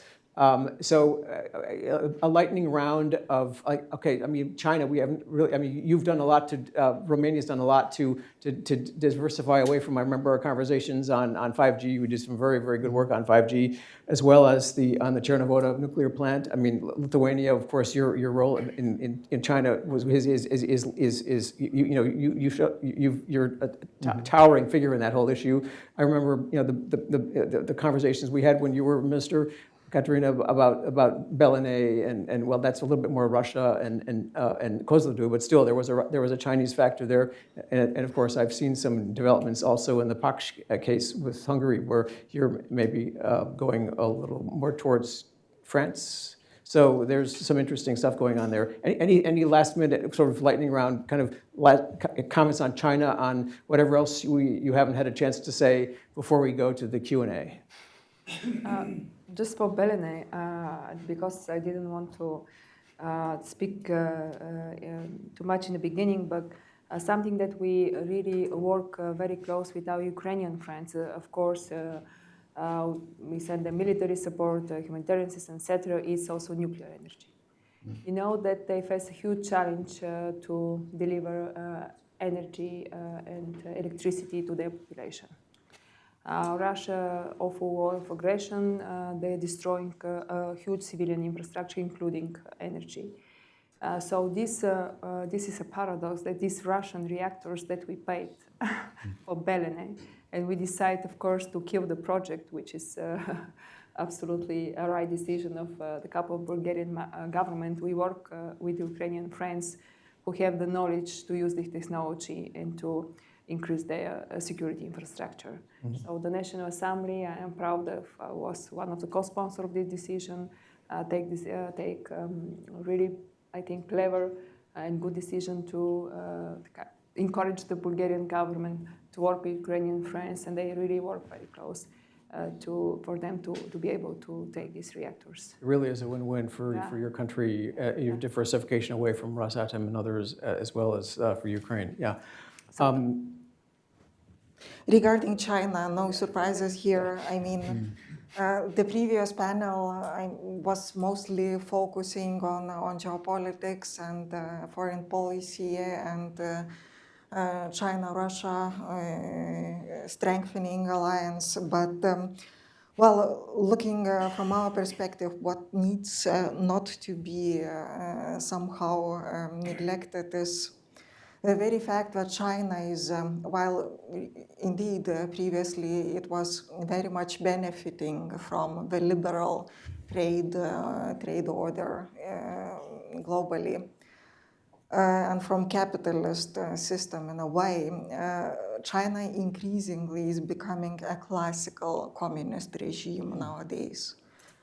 Those people who used to be in power positions and professionals, they are being replaced with loyalists. Mm-hmm. Obsession with control is greater and greater. Assertiveness inside the country is growing.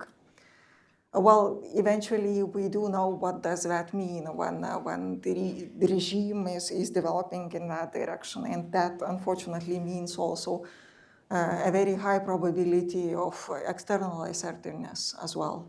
Mm.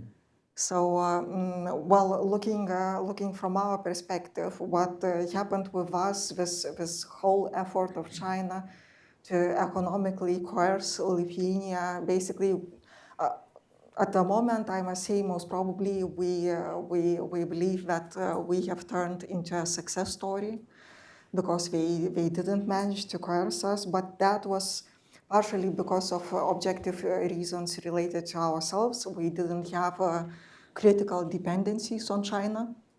And that's a lesson learned for others as well, as we are moving into this increasingly unpredictable behavior of China. But the other angle was yet again related to our allies. We really felt a very strong backing of the United States, but also of our big Western European allies at that point of time, because the most painful element China was trying to hit us with was related to big Western European companies which were encouraged to withdraw their investments from Lithuania. And this whole strategy failed. So yet again, the value of alliances. Yeah, good. Just very briefly on China from my side. I think that the current policies applied both in NATO and the European Union related to China are the right ones. So this is a mixture between the challenges posed by the Chinese malign actions and also the opportunities to talk to China where it is possible and to try to cooperate with China where it is possible. From this perspective of where it is possible, this is diminishing somehow the range of possibilities to discuss. And the fact that China concluded that no limits partnership, friendship with the Russian Federation, this is a concern from our side. And we have also to focus very much and to be very careful in diminishing the strategic dependencies of China. So this is a major concern for us.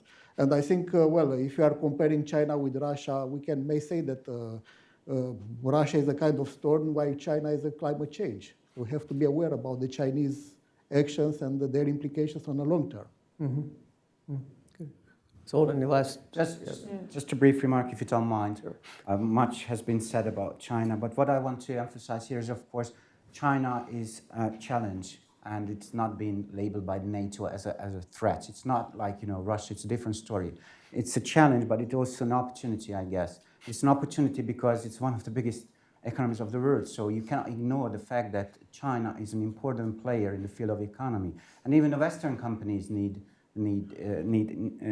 China. The best example is that Western car manufacturers need Chinese batteries, and therefore for my country it is important to keep the country open to the Chinese investments. And of course, it would be very much in the interest of the Western companies as well. So I think that the world is much more complex than to cut the ties with China. This would be a disaster for both of us. Just one sentence. No, I think nobody wants to cut the connections with China. We are not talking about that here. I think, yes, of course, we should, and we are talking to China. We are talking to China about Russia and about the other regimes, but it doesn't mean that we should not. We should be blind about what happened there. And the truth is that I think in our country, I'm not sure about all of B9 country, but there is no strategic investments from China. We are not dependent. As some of the Western partners heavily dependent on China. Mm-hmm. And I think we again wake up after another crisis, COVID, where no supply of normal things. Mm-hmm. And there were even no factory in Europe that can produce masks. I think it was only one in the European continent. Mm-hmm. I think a lot has changed after COVID. I think that Europe realized that it should not be dependent on any country in the world, especially China, no matter which country, but China. So I think China is a different story than Russia. I think China has a huge middle class. So we have to have this in mind. It is, yes, a challenge, but it's a different story than Russia.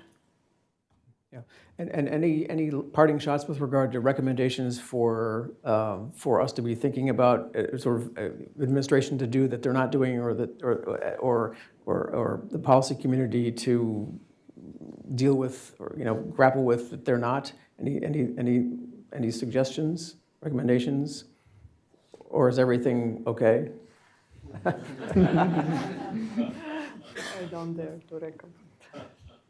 It would be ideal if, and this is not about the United States, but the challenge in front of all of us, to act as we preach. Mm-hmm. De-risking is important, but we must take it seriously. Mm-hmm. Preaching de-risking and bringing huge crowds of business representatives to Beijing is not a serious approach. Mm-hmm. Yeah. Okay, if there's nothing else, then perhaps we'll just go into the sort of conversation part, just because we only have 15 minutes left. And I wanted to give Gediminas the floor just to introduce Lithuania's approach to 3 Seas, since there'll be another Vilnius summit next year. And then we'll go also to pick up some of the questions that were raised, like, for example, Ian's question, that would also apply to each of your countries, so that we don't have to re-ask that question, so that you remember what Ian asked about the whole question of NATO membership for Washington Summit. So we'll pick up that question, then we'll then open the floor to others who didn't get a chance to ask last time, including potentially not only of this group, but also of some of the previous speakers. If you had a question to, I don't know, to the Polish political director, and you ran out of time. So, Gediminas? Yeah, so I will not... Ambassador at large for 3 Seas. Ambassador at large for the 3 Seas at the Lithuanian Ministry of Foreign Affairs. I will not be very long, because we are only in the very early days of our 3SI chairmanship. We are at the stage of collecting ideas, and I think it's good to start from Washington, because there has always been a transatlantic dimension to the 3SI. And by the way, the very passionate intervention of Special Representative Kerry in Bucharest also proved that there is still a strong interest from the US to this particular initiative. And we hope that we will hear the same passion in Vilnius, both from the administration, but also that we will have a large number of US business participation in Vilnius. I think our Romanian and Bulgarian panelists very eloquently presented the case of the 3SI, why it is so important, why it matters geopolitically, this whole north-south connectivity, the extension to the global corridors, the middle corridor across Caucasus, the newly established India, Middle East, Europe corridor. 3SI is just the entry point to Europe for those supply chains. It's an initiative that, according to the Bucharest Summit Declaration, that has reached its both political and economic maturity.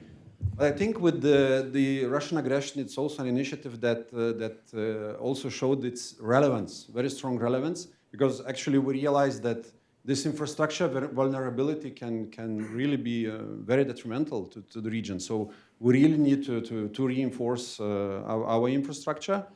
I think for this initiative to succeed, we have to, because it's a politically inspired but very much commercially driven initiative. We always have to keep in mind this commercial side. And for that, we need to offer our business the right instruments. So we had this investment fund. Okay, it was, let's say, a success. It made a few meaningful investments. But now we need to work on successor financial vehicles to help business to really get invested in the infrastructure. So we hope that by Vilnius, we will have those vehicles on the table. There is also a talk on innovation fund. So I think for the 3SI countries, it's important to also to show the lead on innovation, and not just to take innovation ideas from the Western Europe and from the United States. Yeah, and the beauty about the 3SI also that it's an indigenous platform, not the likes of 14+1 that were imposed on the region from outside. So I think it has all the chances to succeed. We have to make sure also that the 3SI countries, they do not miss the train of green transition, also in terms of infrastructure, because nowadays all the international financial institutions, mostly they are guided by the principles of the Green Deal. They invest only in the green infrastructure. So I think this is also an opportunity for us to, as the 3SI, to invest in the green transition, which also will help us to get rid of this dependency on Russia, on traditional energy sources, on this toxic dependence. So this is the right vehicle. We, as the chair, will be working on making it a success. We don't have much time left because the summit will take place in spring. But with your help, hopefully, we can have a meaningful and strong, big meeting in Vilnius with a large business forum as well. Maybe not as large as in Bucharest, because it was really quite impressive. But again, I think this initiative has a perfect geopolitical sense and has to be pursued. Well, yeah, and will you rename it the Four Seas with Greece and now the Aegean? Aegean trading. Think about that. Good. Okay, so maybe we could just turn Ian's question to the panel about the Washington summit and NATO enlargement and that sort of thing. Sebastian, care to comment? Just one comment also on the 3SI, because you mentioned the US contribution, DFC. I think now there are even better opportunities for these contributions to come, because we have two partners that join the initiatives. This is Ukraine and the Republic of Moldova. And DFC, as you know, so this are the 300 million euros. They should be used not for the countries that are member of the European Union, but for the partner countries. So this is opening some good opportunities. Regarding the Washington summit, of course, we have big expectations, and I was not commenting because I was focusing on the 3 Seas, but of course we are supporting Ukraine to become a member of the alliance. And we believe, as others, that Ukraine deserves to become a member of the alliance. And the Washington summit, besides the ceremonial approach and the fact that this is an anniversary summit, should have some strong deliveries for that. With that occasion. That means about the posture on the eastern flank. Of course, much has been built, but we need to be sure that this is on an enduring basis, not to mention the permanent basis that we wish to have about the posture there. This is about Ukraine, as I mentioned. This is also about the other vulnerable partners, and the Republic of Moldova, Georgia, and Bosnia and Herzegovina are among those. And this would be important deliveries to keep the good track and to build on what has been built so far.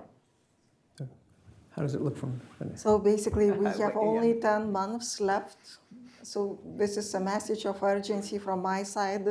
Shouldn't be wasting any minute, and actually really work hard to achieve a credible package for Ukraine, a credible package reinforcing and also implementing certain decisions which were taken at Vilnius, for example, when it comes to regional defense plans. Fourth generation will be of critical importance as well. And to add to the basket of lessons learned, I would add one more dimension: to have Ukraine included into our conversations from day one till the very last day of the summit. To have Ukraine's voice fully reflected and represented. Yeah. I think I already spoke about that, but we'll repeat once again, membership invitation, an action plan for Ukraine, and for Georgia, a strong political message. Maybe I won't be very popular with my remark, but yeah, on the one hand, definitely Ukraine has the right to apply for NATO membership, but I don't think that time has come for that, and I'm not sure that this time could come next year as well. So I think that I mean, Ukraine is not ready for the NATO membership, according to our assessment. On the other hand, it would be a disaster to integrate a country in the middle of a war into the NATO. So, and I also think that they have to meet certain criteria, and it remains to be seen how they are ready to do that. So your objections are then the war itself and the conditions. What are the conditions that are most? What do we need to look for? NATO is partly based on common principles, and I think that there are certain values like securing minority rights, which should be minority rights. So going back to the Hungarian minority, not only, but among others. Yep. Okay. Well, those conversations, I hope to see some good news coming out there. That actually that the Ukrainian government is discussing this in concrete terms with your government and with the EU, because this also has an EU accession angle to it. But these issues have to be resolved before. Actually, we gave a green light to Ukraine's EU candidate status. But of course, the next question would be whether Ukraine would be ready to start a negotiating process. Well, we'll watch that carefully. Yeah. Yep. Okay. So questions. I see already. Gosh, at least 2 hands up there. 3. I see 2, 3. There were 3. How about you with the sort of from the University of Kiev? Yes. Roman Shermeta. Roman Shermeta, I'm a founding rector of American University Kyiv, and so as an educator, both from the US and from Ukraine, I found your comments, the Hungarian representative, very hypocritical. I mean, incredibly hypocritical. And just to prove that hypocrisy, I want to ask you a very simple question. How many schools, Hungarian schools, are there in Ukraine? The second question, how many Ukrainian schools are there in Hungary? If I may. I want to hear the answer. Yeah. As far as I know, every rights are guaranteed to the Ukrainians living in Hungary. I don't have the numbers, but what I know for sure. Well, let me answer to you. What I know for sure is that there are 100 Hungarian schools which were turned into Ukrainian schools, and I'm talking about 15,000 Hungarian kids who had no access to Hungarian language right now. And on the other hand, I don't have the exact figures about Ukrainians living in Hungary. But one thing is for sure, we opened Ukrainian schools for the refugees, and we are ready to guarantee every single right to the Ukrainians living in Hungary. Well, let me give you the answer as an educator. There is more than 100 schools, fully Hungarian schools in Ukraine. There is 0 in Hungary. I mean, you cannot compare the number of the two minorities, actually. And Yeah. there is also percentage-wise, it's very equivalent today. But as for the numbers, definitely not. And they have rights to use their language. That is not real. Okay. Next question. Sorry, Jack Detch from Foreign Policy yeah. Magazine. Sorry to gang up on the Hungarian representative, but I have another one for you. Your boss, the foreign minister, this week sent a letter to the Swedish foreign minister saying that unless Swedish politicians stop criticizing Hungary and its democracy on national public radio, you won't ratify Sweden's NATO bid. I'm just curious, why stop Sweden's NATO bid over something like this, and why continue to stall it? Talking about, actually, I have expected this type of question, of course. Let me just come back to this issue because as a matter of fact, our government did the homework, prepared the ground for accession of Sweden into the NATO. Now it's up to our parliament, it's up to our parliamentary deputies to ratify the Swedish accession. But I don't think that it would be very helpful to criticize Hungarian democracy, and it's a type of contradiction. On the one hand, criticizing Hungarian democracy, having false allegations and accusations against Hungary. On the other hand, expecting us to let them in and expecting us to ratify their NATO accession. I think it's a type of contradiction. You can also admit it. We would expect some type of respect, and this is not too much. But Sweden's a democracy. What do you expect them to do about it? Do you expect them to silence politicians on their public radio channels? No, we have never said that. What we are saying is, what we are asking for is respect, and I think that it is quite understandable, I guess. We never asked them to not to talk about Hungary. What we ask for is a fair treatment, and what we ask for is that if they want to expect us to ratify it, that would be very helpful to sit together and to see how we can solve the pending issues, how we can resolve the problems between us. I don't think that it's too much to expect. How long are you prepared to stall them over this issue? How long are you prepared to stall their bid over this issue? What do you mean by that? I mean, if they continue to criticize, you're just not going to I've never through. said that. Sooner or later we will ratify it, but you should also know that we are not just the only country who's about to ratify it. It is also Turkey, and it brings me to another point, which is I think that they have to find a solution for the problems with Turkey as well, because maybe we will ratify it and we won't be the last. This is our promise. But it wouldn't solve the problem of Turkey. So what I would suggest and what we would suggest is definitely to have direct talks between Sweden and Turkey and to take the Turkish concerns seriously. Okay, one last question. Oh, would you like to respond? Just a bit, well, basically, especially when it comes to neighboring countries, usually there are some issues, bilateral ones, related to minority rights, related to education, related to many other things. The major question mark if we are making strategic objectives a hostage of bilateral issues, which have usually bilateral formats to discuss and solve. That's one question. And when it comes to this question of Sweden, looking from our perspective, definitely all the agreements are already there. So we are very much looking forward for ratification of Swedish accession to NATO, and that would contribute in a very significant manner to the security, not just of the Baltic states, but of the whole eastern flank. Good. I'm looking at the clock and the Master of Ceremonies. Should we take one more? One more question? Okay, good. You, sir, in the back.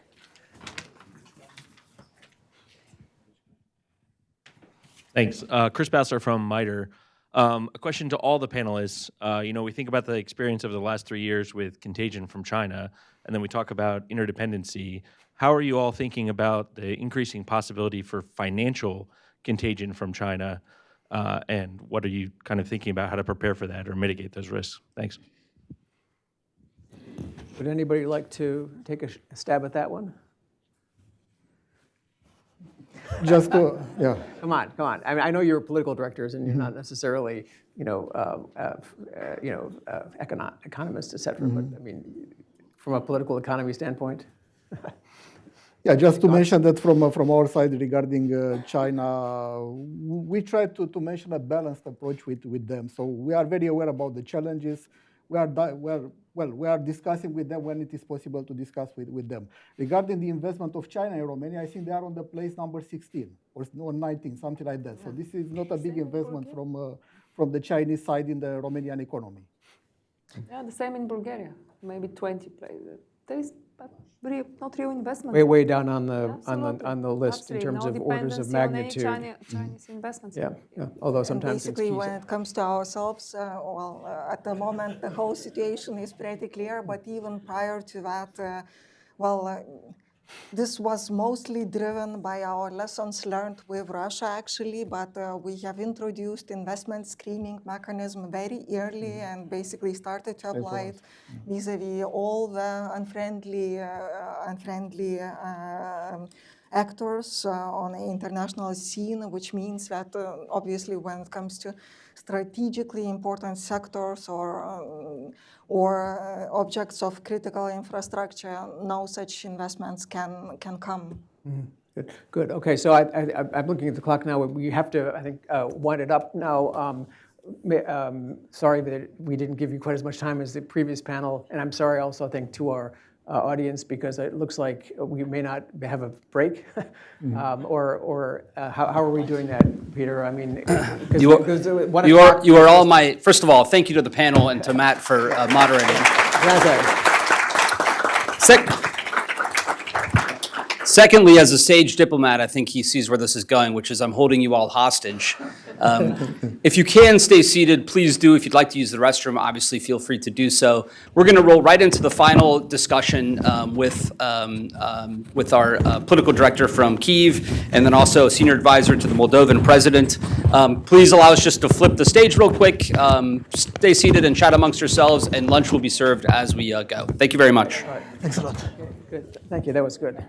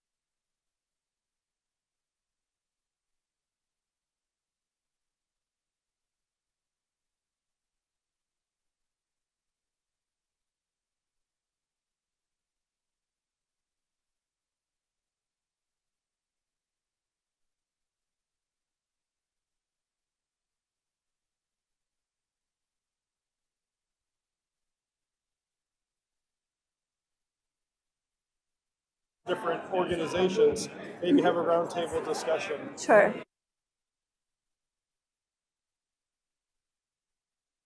Is in a way, even though it's created by the circumstance.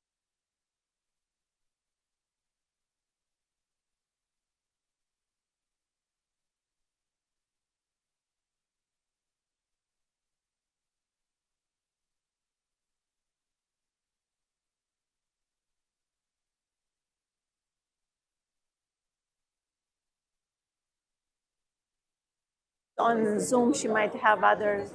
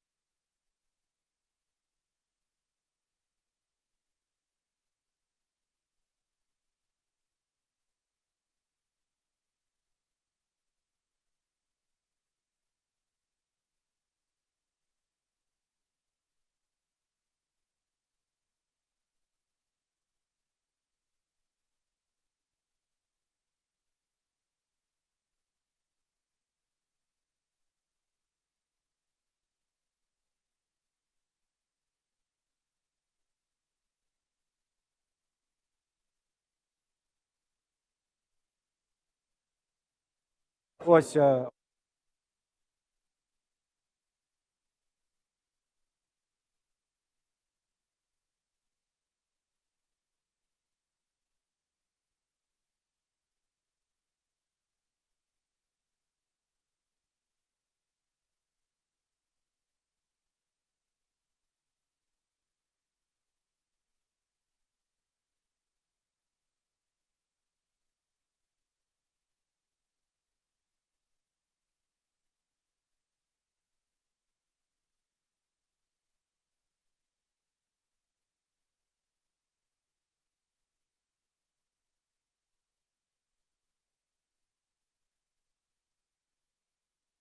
How are you? This is from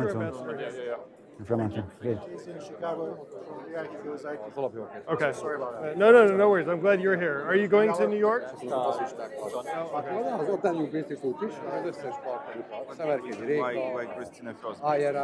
Just the real reason, I want to make sure the Zoom works and she can hear us. Because if I have her go. All right, if we could take our seats, please. If you prefer her to go first, I can. Please take your seats. The food will be served at your tables.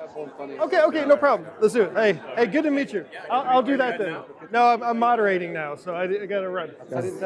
Yeah, please take your seats. Sorry. Oh no, Oh, you're a good. I know, I'm doing my best. You know, this is it's hard, but. Okay, If you could please take your seats. And she is pressed for time a bit, so she's going to go first. Please take your seats for the final program. If we run out of time, if she has to leave, she has to leave. That's fine. There'll be plenty of questions here. Okay, no problem. I'm going to start name checking people up. Okay, and I sit here. Okay. Please take your seats. You too. You're going to get. Is it? At the Good. big fucking house. I know, man. For a Saturday morning, I really too. appreciate you coming. Yeah. I think we are very good. Hey, Bill. Good to see you. Thanks for coming. If you could please take your seats. Oh yeah, for the final panel. Thank you. You're very kind. Hopefully. I'm shhing everyone. Ladies and gentlemen, I have breaking news from the world of foreign policy. Some breaking news to report. The next panel is about to begin. So please take your seats. That worked? And you can just tell people please sit down. She is.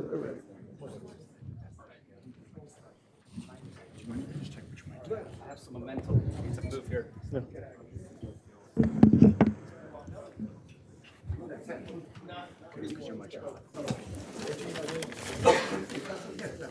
All right, ladies and gentlemen, thank you for joining us for this final discussion. This was a Bucharest Nine summit that has turned into a Bucharest 9+2, which we're thrilled about, thanks to the active participation of both Moldova and Ukraine. We're thrilled over lunch, and lunch will be served to you at your seats. So if I haven't said it yet, please take your seats, and you'll be served there. To get a view from both Ukraine and Moldova on the immediate situation, obviously this will be the panel most focused on the war.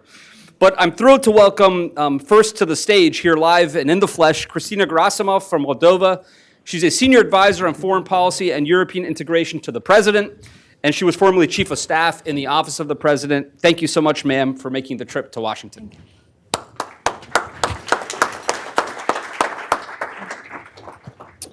Joining us via VTC from Kyiv is the political director of Ukraine, Lyubov Nipop, in the Ministry of Foreign Affairs. She was previously the ambassador of Ukraine to Hungary. Madam Ambassador, thank you so much for joining us here today. It's a pleasure to have you here virtually from Kyiv. Thank you. And moderating us and taking us through this third and final session is my good friend and colleague, Luke Coffey. He, too, needs no introduction, but is an expert on transatlantic issues, the war in Ukraine in particular, and will be leading the conversation until about 2 p.m. or so, or a little bit after 2, at which point we will close the conference. Thanks again, Luke. Over to you. The floor is yours. Thank you. Thank you, Peter. Thank you, ladies and gentlemen, for joining us today on this very beautiful Saturday morning with perfect weather. That we're here to discuss very important matters. As Peter mentioned, the focus so far has been the Bucharest Nine, but we are what I would call at the critical part in this program, not because it now involves me, but because it involves two countries that are at the heart of Central and Eastern Europe, and that is, of course, Ukraine and Moldova. And by definition, anything that is at the heart of something must be important. So that's why it's this is the last panel, but certainly it's last but not least, that's for sure. I don't know if our policymakers here in Washington understand the historical significance of the times in which we live. And this is why it's important that we're all gathered here today to speak, as Americans, to speak to our European friends and partners, but most importantly, to learn from them. But before we kick it off with a view of the overall situation from Ukraine, could everyone just quickly please join me in a round of applause thanking the Hudson staff for doing such a great job putting it together.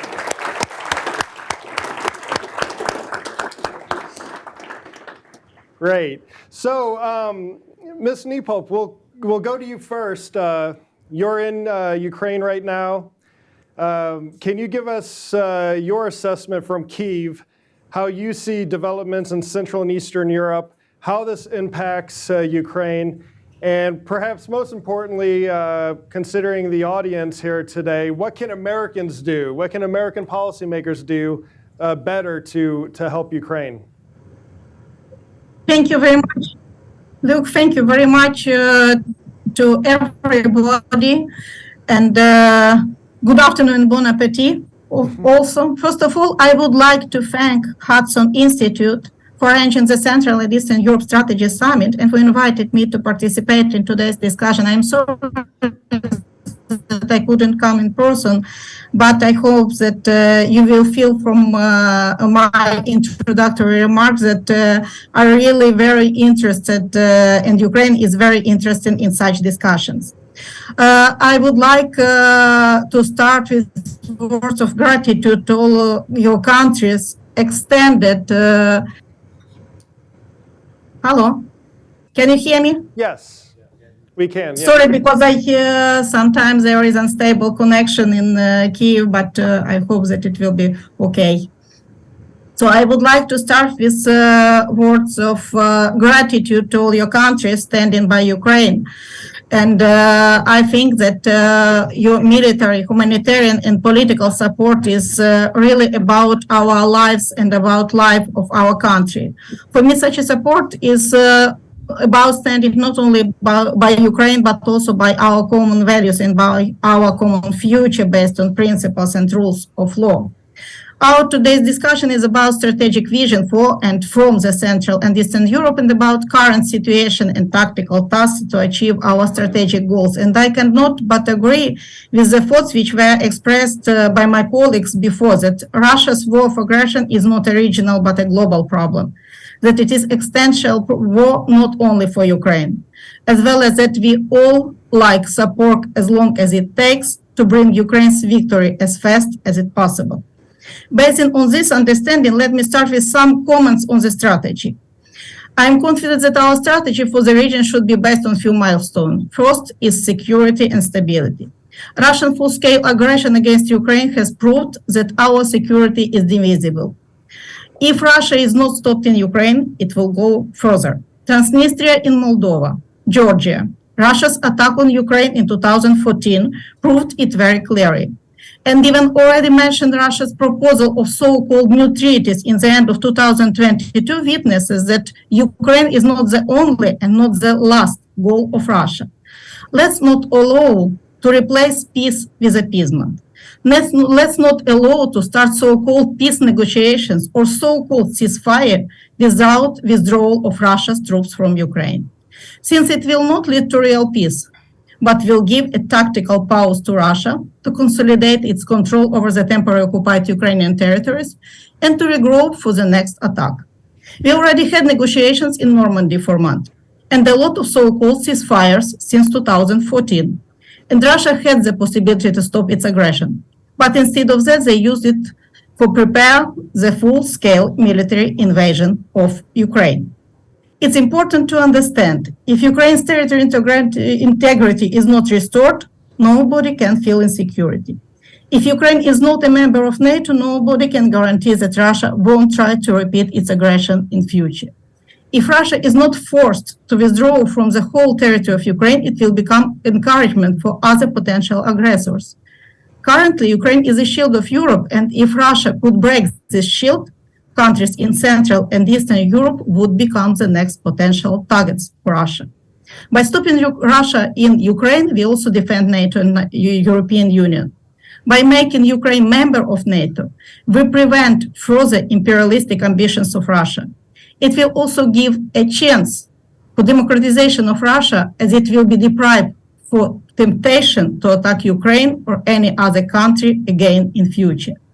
The second milestone is development and prosperity, which can be guaranteed without security. And here I would like to mention the importance of the EU enlargement. Ukraine can contribute to the prosperity of the European Union. We are able to make fast reforms. Eastern and Central Europe can become even stronger driver for the development of the EU with Ukraine. The third is solidarity. We can't reach the above-mentioned and other goals if we are not united.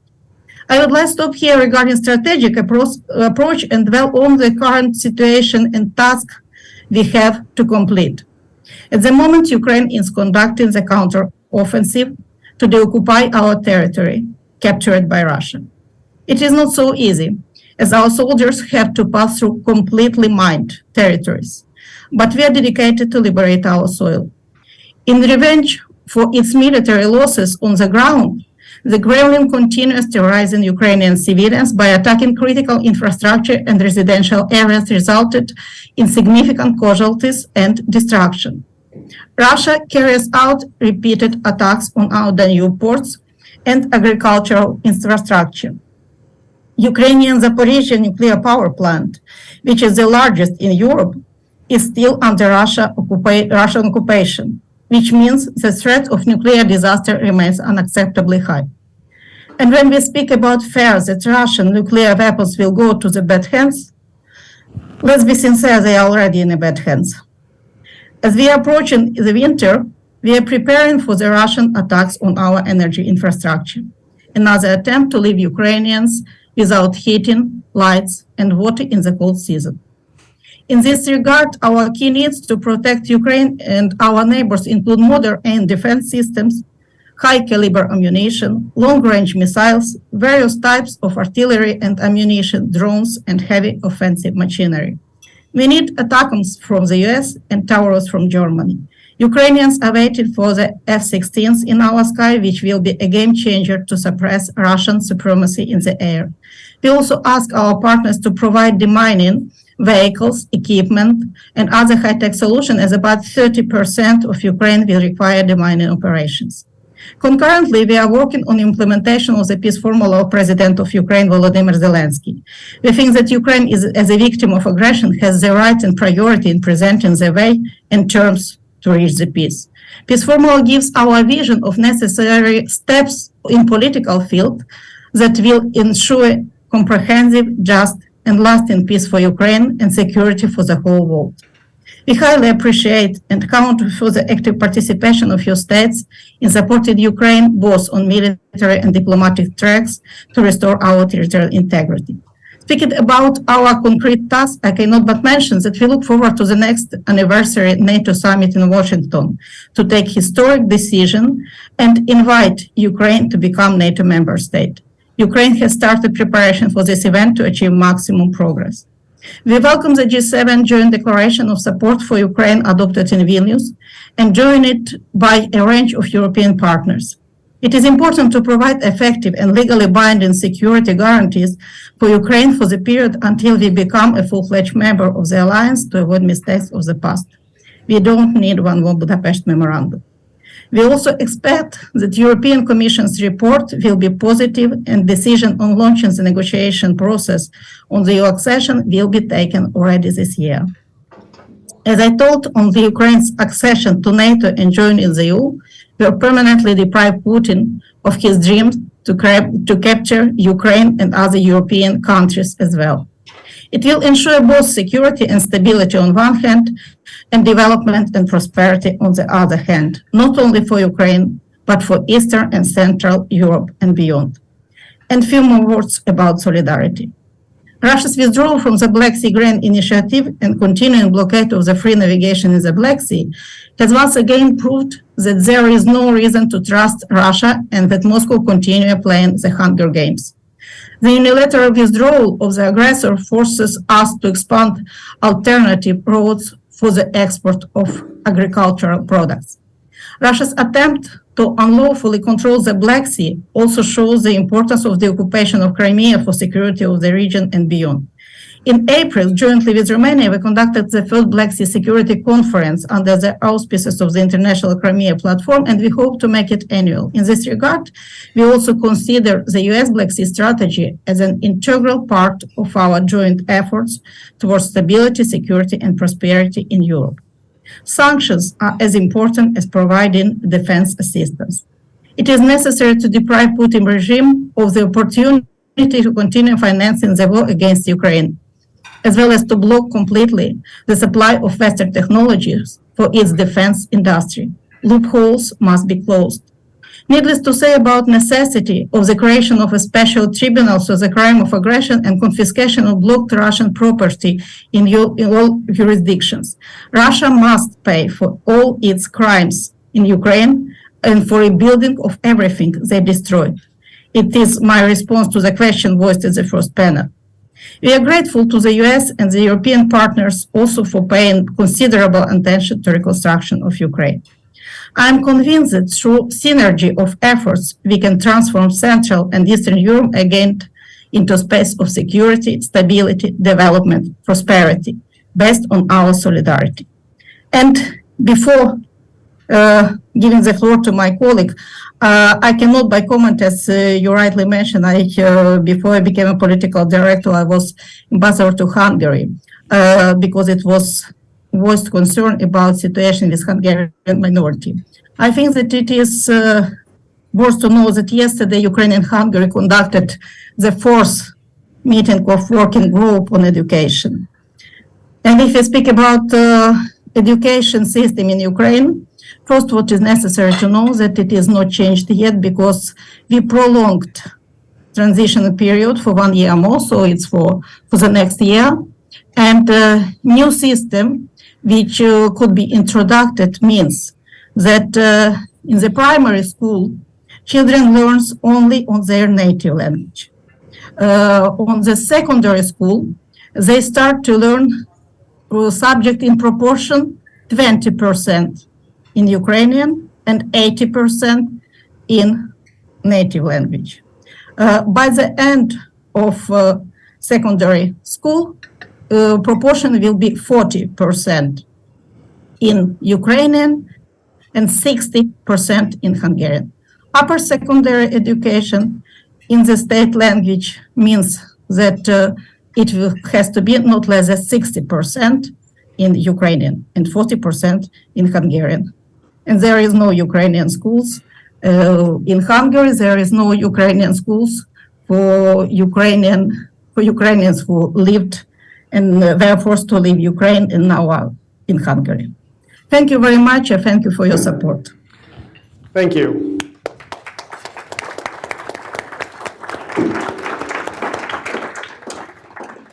Thank you for that fantastic overview. I know you can't see us, but if you could see this room, it's a very large room with maybe well over 100, maybe 150 people, standing room only, and it's a room that's packed full of people who support Ukraine, who are every single day in Washington, D.C., across America, advocating for Ukraine. So we hear your message, we love your message, and we will echo this message on Capitol Hill and with the White House any chance we get. Thank you. Thank you very much. Thank you. Next, we're going to have a view just a little bit to the west from Moldova.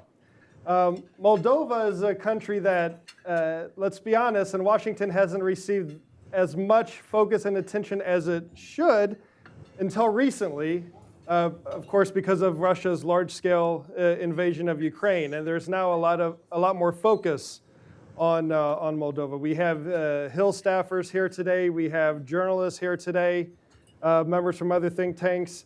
What do we need to know as Americans about what is happening in Moldova, what your ambitions are, what your aspirations are, and how we can help you along this journey? Thank you very much, Luke. Thank you very much to the Hudson Institute for the invitation to share our views from Chisinau and how we see the situation on the ground there, but also the developments in Ukraine. And before I start, I just want to wish you all a happy meal. To go first with a general outlook on the region, I think I'm quite optimistic in the sense that if we look back to the 1.5 years, what we see is that the region became much stronger and the region became much more resilient. I think that's mostly due because not only the region, but the EU as such started speaking with one voice.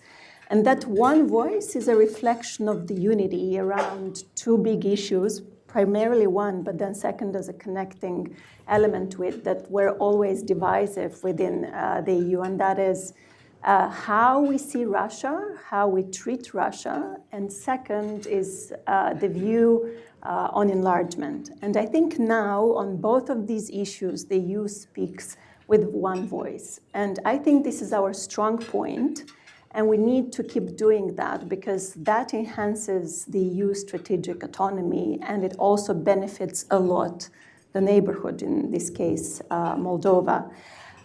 So just to, on the regional outlook, I would say we need to continue speaking with one voice. We need to be united, basically because the way we see it from Chisinau is that Russia, and I agree with my previous colleagues, Russia is going to continue to be a source of instability for many years to come.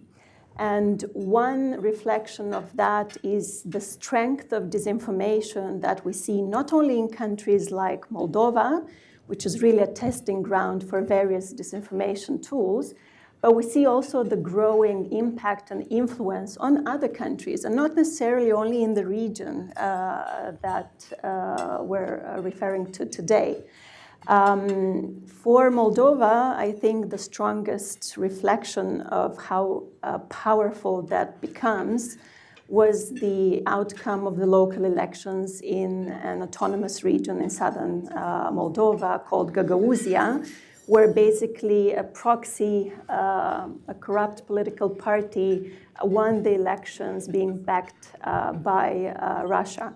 And we know that we have a lot of elections coming up soon in the region, in the EU broader and beyond. And I think these are all critical points where we need to make sure that we keep that unity going, because that's what gives us strengths, that's what gives us a stronger strategic autonomy. If I look back to the 1.5 years for Moldova, we're also in a much better place than we used to be when the war broke out. And the reason for that is, of course, due to Ukraine's defiance, resilience, and courage that they show every day on the battlefield. That is also due to the support that we receive also, I mean, not only from every country represented in this room, the US also, but the multiple partners that are helping us build our defense and security sectors, prop up our economy, and go through the challenges, the constantly evolving challenges in Moldova. If I had to look at 3 key challenges for us, I would say this is security, energy, and economy. On the security front, we have seen no immediate military threat recently or in the last year. But we do see violations of our airspace due to the missiles that just use our airspace to attack Ukraine. And unfortunately, even at this point, there is nothing that Moldova can do about this. We have 1,200 kilometers, the second longest border with Ukraine after Russia's border with Ukraine, that we have to also look after.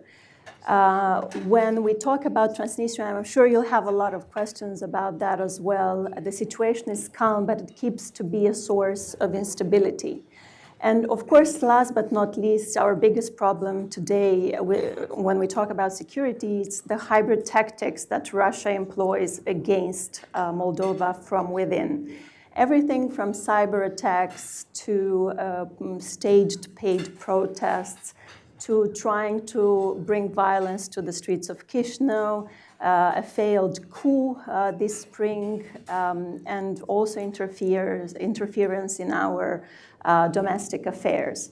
So this is what we are fighting with in terms of our security challenges. When it comes to energy, Energy has hit us hard even before the war has started, and we're doing much better than 2 years ago when we were 100% dependent on Russian gas. Today, Moldova, with the exception of the breakaway region of Transnistria, consumes no Russian gas. And we've managed to do that within a year from being fully dependent on one single source of gas. Unfortunately, we've seen a seven-fold increase in prices for gas, which has hit our economy hard, our residential sector very hard, but with the support with the partners, we have managed to support the vulnerable ones and to prop our SMEs to swallow or to absorb this shock, this economic shock, in a better, more sustainable way. When it comes to our economy, I would say this is our biggest challenge today, because our economic resilience is really at the core of the future of our democracy. People really are hit hard by what we went through last year. We saw a 6% decline in our GDP. Last year, we were confronted with 35% of inflation. We had disrupted trade routes because we weren't able to export anymore to traditional Eastern markets that we used to do. We had a diminished investors' confidence. So all of this was a difficult year to manage with the breakout of the war.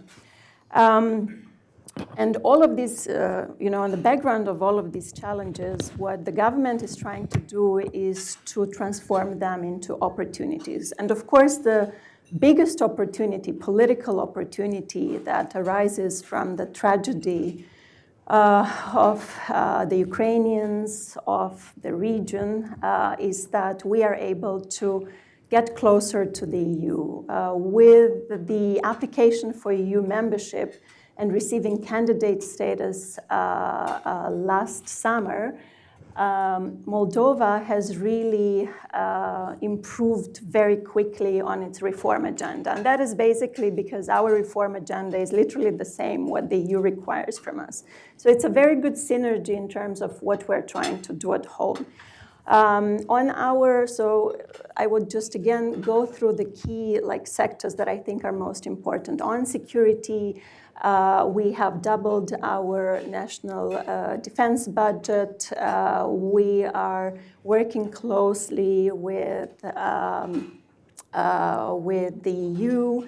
The European Peace Facility Fund has been extremely useful to modernize our army, to strengthen our defense capabilities. We have an enhanced defense capacity building assistance package from NATO, which comes in very handy in terms of strengthening our defenses at home. When it comes to the economy, we are integrating faster and stronger with the European market. 2/3 of our exports today go to the EU states. We are contributing a lot to the solidarity lanes. We have become an important transportation hub in the south, both railway and roads for the transport of Ukrainian grain. We're investing a lot in our infrastructure. What's left to do is to bring the investors in Moldova. That's something that we're still struggling with. And probably last but not the least is on the energy front. We are diversifying our energy mix. We have multiple gas suppliers. We're building high voltage electricity lines with Ukraine getting closer to the European energy grid. We're already integrated in it, but we are able to benefit more from it. And We're literally strengthening our energy independence day by day. And we're also becoming a stronger regional security provider. We are securing a 1,200-kilometer border with Ukraine. We are hosting over 100,000 Ukrainian refugees still today. We had about 1 million transiting via Moldova last year, and that is, just for you to understand, Moldova is 2.6 million people. So we had 1 million Ukrainian refugees transiting within, most of them within the first 5-6 months since the war started. With that said, I just want to thank everyone for your support, because it really translates into clear progress at home. Progress that then translates in a stronger shared security and in stronger shared stability and peace in the region and on the continent. Just to give you 1 or 2 examples of international rankings that reflect on this progress, basically on the Press Freedom Index published annually by the Reporters Without Borders, out of the 180 countries covered in this index, Moldova climbed up 61 positions in only 2 years, from the 89th improved to the 28th place. On the Rule of Law Index, we have advanced by 14 positions in the last 2 years. And on Corruption Percentage Index, we improved by 24 positions, which is basically our best score in a decade. Yeah. I'll stop here, but this is just to exemplify our strong pro-reform agenda at home. Great. That's a great overview of what's happening in Moldova, how you view the region. A lot of information there. A very good case that you made. You should be the official spokeswoman for Moldova on these issues, promoting your country around the world. I'm going to go straight to the audience, actually. So if you have a question, please raise your hand. I see Glenn in the back. Don't worry, you're going to be first, Glenn. If you could stand up, a microphone will come to you. Please identify yourself and any affiliation you have. If for no other reason than our Ukrainian guests can't see you, so at least you can hear who you are. And do we have the microphones? Yeah, we do. All right, Glenn Howard in the back there. Hey, Luke, thanks very much for allowing me to speak. Glenn Howard, former president of the Jamestown Foundation. I have a question for our Moldovan minister here. I want to ask you about Ilan Shor, the Moldovan oppositionist that's supported by the Russians, who's now living in Israel. Have you made efforts with the Israeli government to try to get him extradited back to Moldova, or what is the nature of that relationship? And why is Plataniuk in northern Cyprus, of all places? And does that come in your conversations with the Turks about Plataniuk's situation in northern Cyprus? That's my 2 questions. Very important. Thank you.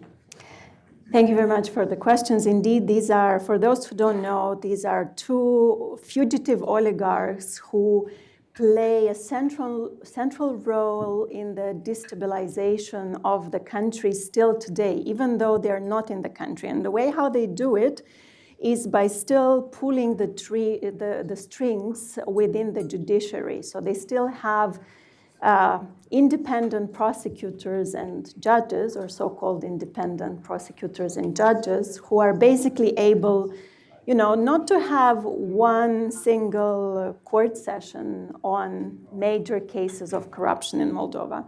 And of course, we're working with international partners, not only, basically on every single oligarch and corrupt fugitive who is still destabilizing the country from abroad. In the case of Ilan Shor, we don't see a lot of progress at this moment, though we have managed to highlight the impact that this person still has on our politics, and we hope that Israel will take our concerns seriously.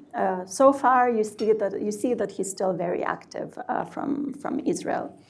When it comes to Vladimir Plahotniuk, it's a good question why he chose northern Cyprus. But to be honest, with all of the sanctions imposed on him, and again, thank you very much to everyone in this room who supported sanctions against Plahotniuk and others, there are not too many places to hide. So I cannot speak on his behalf, but I assume that's one of the reasons. Thank you. In the front, yes, sir. Oh, there's a microphone coming.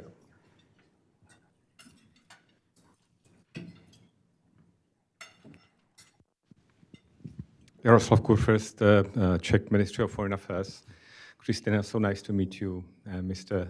Political Director, very nice to meet you. I will start with making a big praise and humble admiration to all the soldiers in Ukraine and all the Ukrainian society, Ukrainian leadership. Thank you for everything you are doing. You are giving us a hope, and we will be supporting you. Czechia is really one of the key supporters, one of the most vocal, and we are just not only speaking, but we are doing stuff. We will continue to do that on every front towards Ukraine, but also towards Moldova. One big debate which is ahead of us is within the European Union. And this is about beginning of accession talks of your two countries, which are already the candidate countries. Of course, we are all supportive for that beginning of the accession talks, but we know that on the list there are some items which are necessary to be fulfilled. And we consider ourselves to be your allies, and we need to have a good ammunition into the discussions which will be ahead of us. So I would like to address to both of you the question, what and how you are preparing for these debates, what do you plan to fulfill the remaining tasks which are on the table in Ukraine and Moldova. Thank you so much. Great. Thank you. Fantastic question. Ms. Nepop, we'll go over to you first, how Ukraine views some of the challenges and opportunities along your path to EU membership. Thank you very much for this question.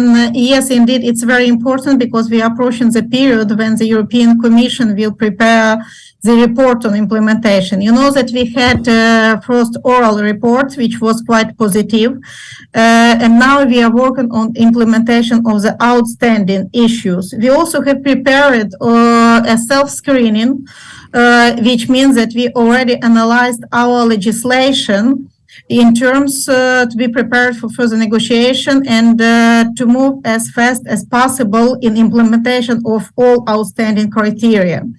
As our Vice Prime Minister on European and Euro-Atlantic integration, Olga Stefanishina, recently said, according to our estimation, we will be able to implement all necessary reforms in course of preparing for membership in few years, and we hope that it will be possible together with our partners as with your support. But what is the most important, I think that when we see on the one of latest decision taken by Ukraine, which means fight with corruption, which is very important, and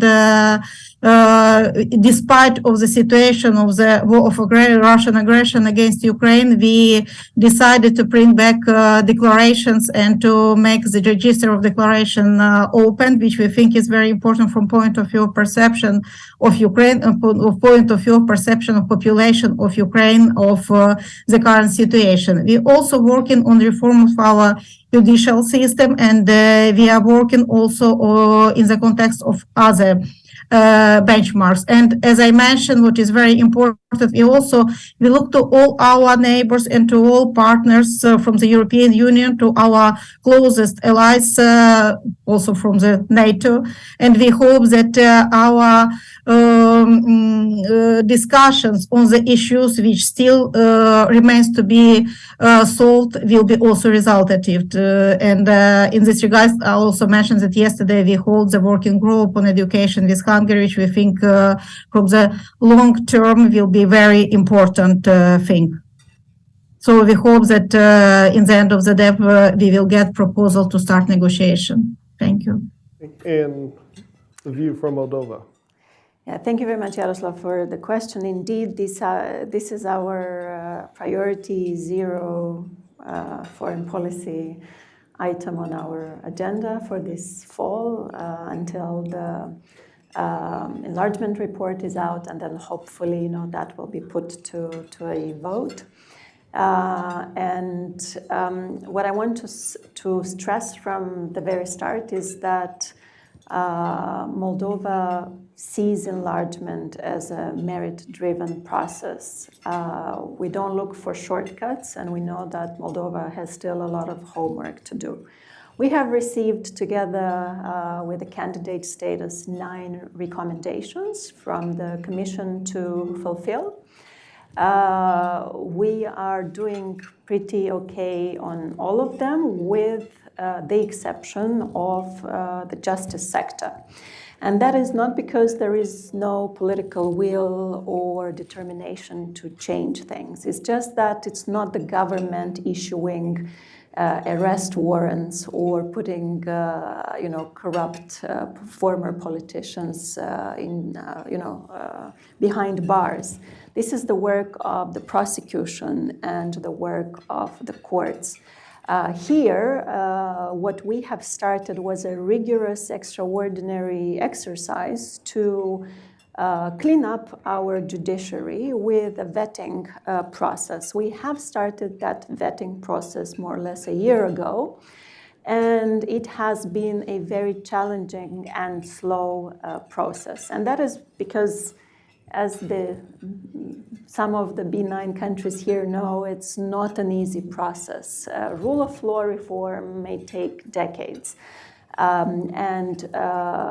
It's important for us to show progress, and it's important for us to show that we are committed to this. So we are mostly done with the pre-vetting of the Supreme Council of Magistracy. We're moving to other upper bodies within the judiciary system, and then hopefully would clean up the upper bodies that will then be able to clean up themselves. And again, for this, we have set up a vetting commission, which, together with assistance from the EU, several member states, but also the US. And this is a lengthy process. You have to bring these experts in. You have to provide them all the evidence to assess judges' portfolios and see how integral they are. And this is, we also want this to be faster. We are actually sometimes criticized that we are going too fast. But we have this dilemma where, on the one hand, we don't want to compromise on the quality of the reforms, because this is the mother of all reforms, and I hope this is going to be the legacy of this, of this government, of this political leadership, because then this will open ways for all of the other things to move much faster. But on the other hand, so on the one hand, we need, not to compromise on the quality. On the other hand, we have 15th of October clear deadline for the enlargement report, and we want to show as much progress as possible until then. So again, we just hope that Brussels, the Venice Commission will understand the context, because we're literally, the justice sector reform is, again, domestically, priority number 0. This is what we want to do, but we want to make it well and sustainable. So this is the the one that's more shakeable, where some would say that there is not sufficient progress. But again, I don't think that Brussels or Strasbourg wants to see the government putting in jail anyone. It's the courts who have to do that. For that, we need first to clean them up. And you have to see there is a lot of distress among the judges, the prosecutors. They are opposing by all means to make sure that the vetting process fails. The Supreme Court of Justice ruled out 21 decisions that would have basically canceled out the work of the pre-vetting commission. So what the president did with the prerogative of suggesting amendments to certain laws, we proposed an amendment where we would improve the vetting law, at least for the other remaining judicial bodies, so we don't fall into the same trap as we did with the previous pre-vetting exercise. On de-oligarchization, that's another recommendation. I think Moldova is, at least this political leadership is fighting oligarchs every day.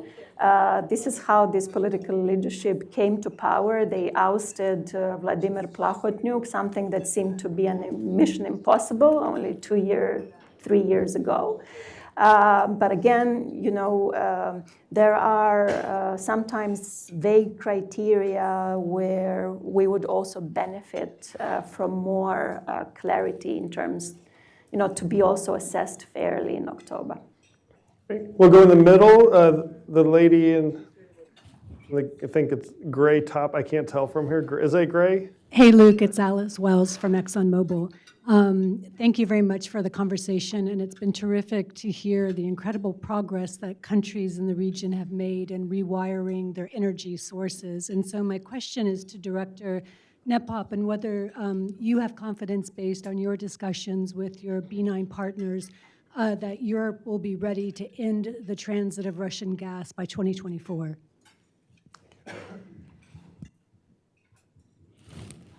Look, currently transit of Russian gas depends on the war situation. When they are bombing Ukrainian territory, we're just not able to guarantee completely what will happen tomorrow. Today, we had one air alert, and Russians are trying, first of all, to directly attack civil infrastructure. It first, what is about energy security and energy infrastructure. We could stop it even before, but we don't do it because we understand that our allies still depend on this gas. But in our perceptions, there is important to stop dependence on Russian gas and Russian energy. And it is very important to impose even more sanctions on the Russian energy sector, and I mean also atom energy, nuclear energy sector, because in current situation, Russia still has possibility using loopholes and other options to get quite enough money from their energy export as well, to finance their war machinery to kill Ukrainians. That is why when we are speaking about any kind of sanction to be imposed on Russia, we are speaking and asking to do so because we understand that all this money goes to financing of the war. And those who would like to stop war faster could understand that it means that as much bigger sanctions are imposed on Russia today, as faster they will get rid of money to be able to finance it. It could be my answer. And regarding energy, I also would like to mention that Ukraine, with numerous occasions, proposed to our Western allies use of Ukrainian gas storages. You know that Ukraine has the biggest gas storages in Europe. It means that buying in the summer period of time gas from other partners, it would be possible with quite good condition to have them to storage it in Ukraine, and it also would help to help our partners to rid dependence from Russian energy resources. Thank you. The gentleman in red tie, I think. There, yep. Thank you, John Grondelsky, Senator Cruz's office. For our Ukrainian friend, We've talked about the variety of countries that are supporting this effort of independence of Ukraine, and most of them recognize the geopolitical significance of this struggle. But one country that we haven't spoken to and which could very much change the configuration of the region is what comes of Belarus, and whether Belarus will even be nominally independent in the future. I wonder if you could comment on that. You know, for us, it's really very big and serious problems that in reality, Belarus currently completely controlled by Russia. And if you remember that on 24th of February, Ukraine and Kiev in particular was attacked exactly from the Belarus territory by Russians, from the Belarus territory. So regime of Lukashenko currently take parts in all these efforts and in all these crimes which Russia is committing against Ukraine. So we think that in long-term democratization of Belarus is very important task, not only for Ukraine, but also for the whole Europe. And as I mentioned, also with regard to our NATO membership, I think that in long terms, we also have to think how we can prevent further attacks from Russia, and it cannot be done without democratization of that country in future. And when they deprived from any temptation to attack Ukraine, because Ukraine is not anymore along and as part of very serious defense union, there is much more chance for democratization. The democratization of Russia will also give chance to other countries in the region, including for Belarus, to become independent in reality. But we think that it is very important. Thank you. Thanks. We're going to come back here to the front. Jan from FPP. Where's the, yeah, here it comes. Hello, thank you. First, I'm Jan Ruzicka from PPF. First, big thanks to Peter and Matthew and Luke for doing this. I think it's really breakthrough, bringing us all together. We operate plenty of media stations in Central and Eastern Europe, including Moldova, as I work with Catherine's colleagues. Christina's colleagues, the disinformation and Russian trolls, cybersecurity problems, both of your governments know how to play it. We see Russian trolls and cleavages actively created into our society. It's not only in Moldova and Ukraine, but for example in Romania, we see it in Czech Republic. So attacks on our websites, trying to create this content.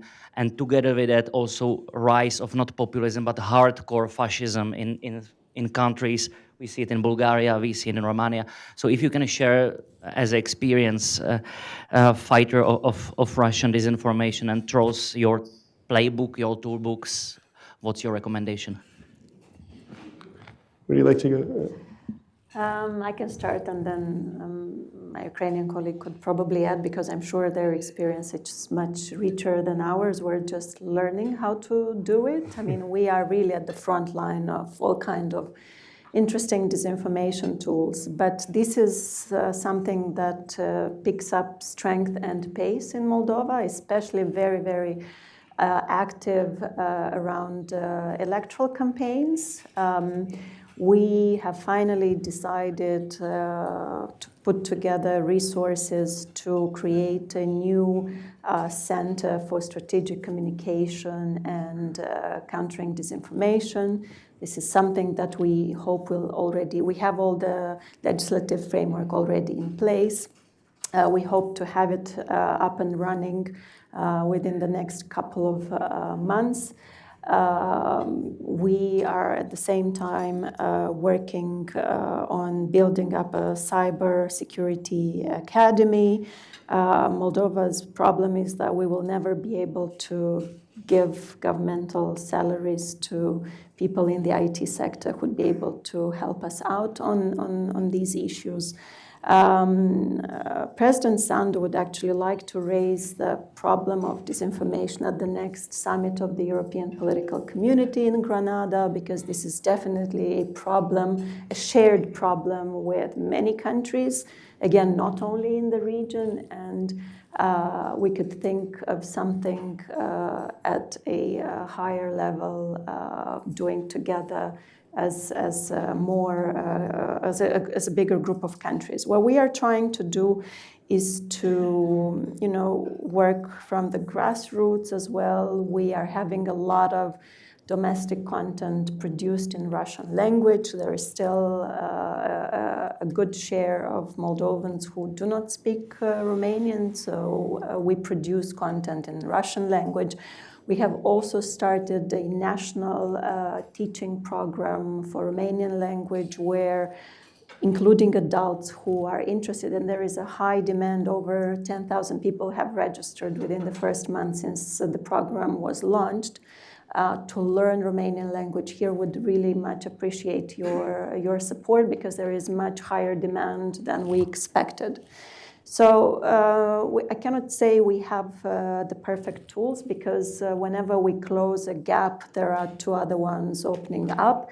We, for instance, closed 6 TV channels for pro-war narrative last year, and then we've seen a shift of the people who watched these TV channels to the online platform. So you're literally, have to be very careful, because you don't minimize the problem, you just shift it in a different direction. Yeah. And Ms. Nepop, would you like to add anything on this issue? Yes, I would like to say that from our perspective, we think that it's very crucial in countering Russian propaganda to be active in information space and to counter disinformation by also imposing sanctions against Russian propaganda and propagandists and by closing Russian propagandist channels. Because we see that, and we are grateful for those sanctions which were already imposed by the European Union and our other partners, because we see that it already gives some kind of results. But from our experience, it is very important now to use all kinds of channels and to counter this disinformation, not only by participating in public events and making speeches, but also we see that social media currently become very vulnerable from point of view of spreading this kind of disinformation, and some kind of analyzing of this information space and spreading through information is very important. We think that that fact that Ukrainian president and the whole team, including with Ukrainian Minister of Foreign Affairs, was very active from the very first day of full-scale Russian invasion of our country, helped us not allow Russia to spread this narrative that it's not worth to support Ukraine. But we see that currently there are a lot of these narratives which they are trying to spread across the world, and first of all in countries which are the most supportive for us. That long-lasting war means that it's not necessary to support Ukraine. Let's stop the war by stopping support. That, and what I would like to say that, of course, it's very important, and we will continue doing countering the disinformation. But when I made my introductory remark, I spoke about solidarity, and I mean that only in case if we all try to counter it together, it will be resultative. If only Ukrainian side speaks without help of our partners, because in reality, to counter Russian propaganda in your countries, we have not so much tools. We have not so much tools also to counter it in countries of global south, and here we also need support of our colleagues. So I think that it's a really very important task, because public opinion depends on what they hear. And if they hear only these narratives which Russia tries to impose, then they will come to the conclusions which are not justified. So I think that it is important, and I would like to ask all our partners to be very active in this field as well, and we are ready for continuing cooperation in this regard. Thank you. Thank you. Well, that was a great way to top off today's events, hearing from the very heart of Central and Eastern Europe, Ukraine and Moldova. Let's give our panelists a round of applause.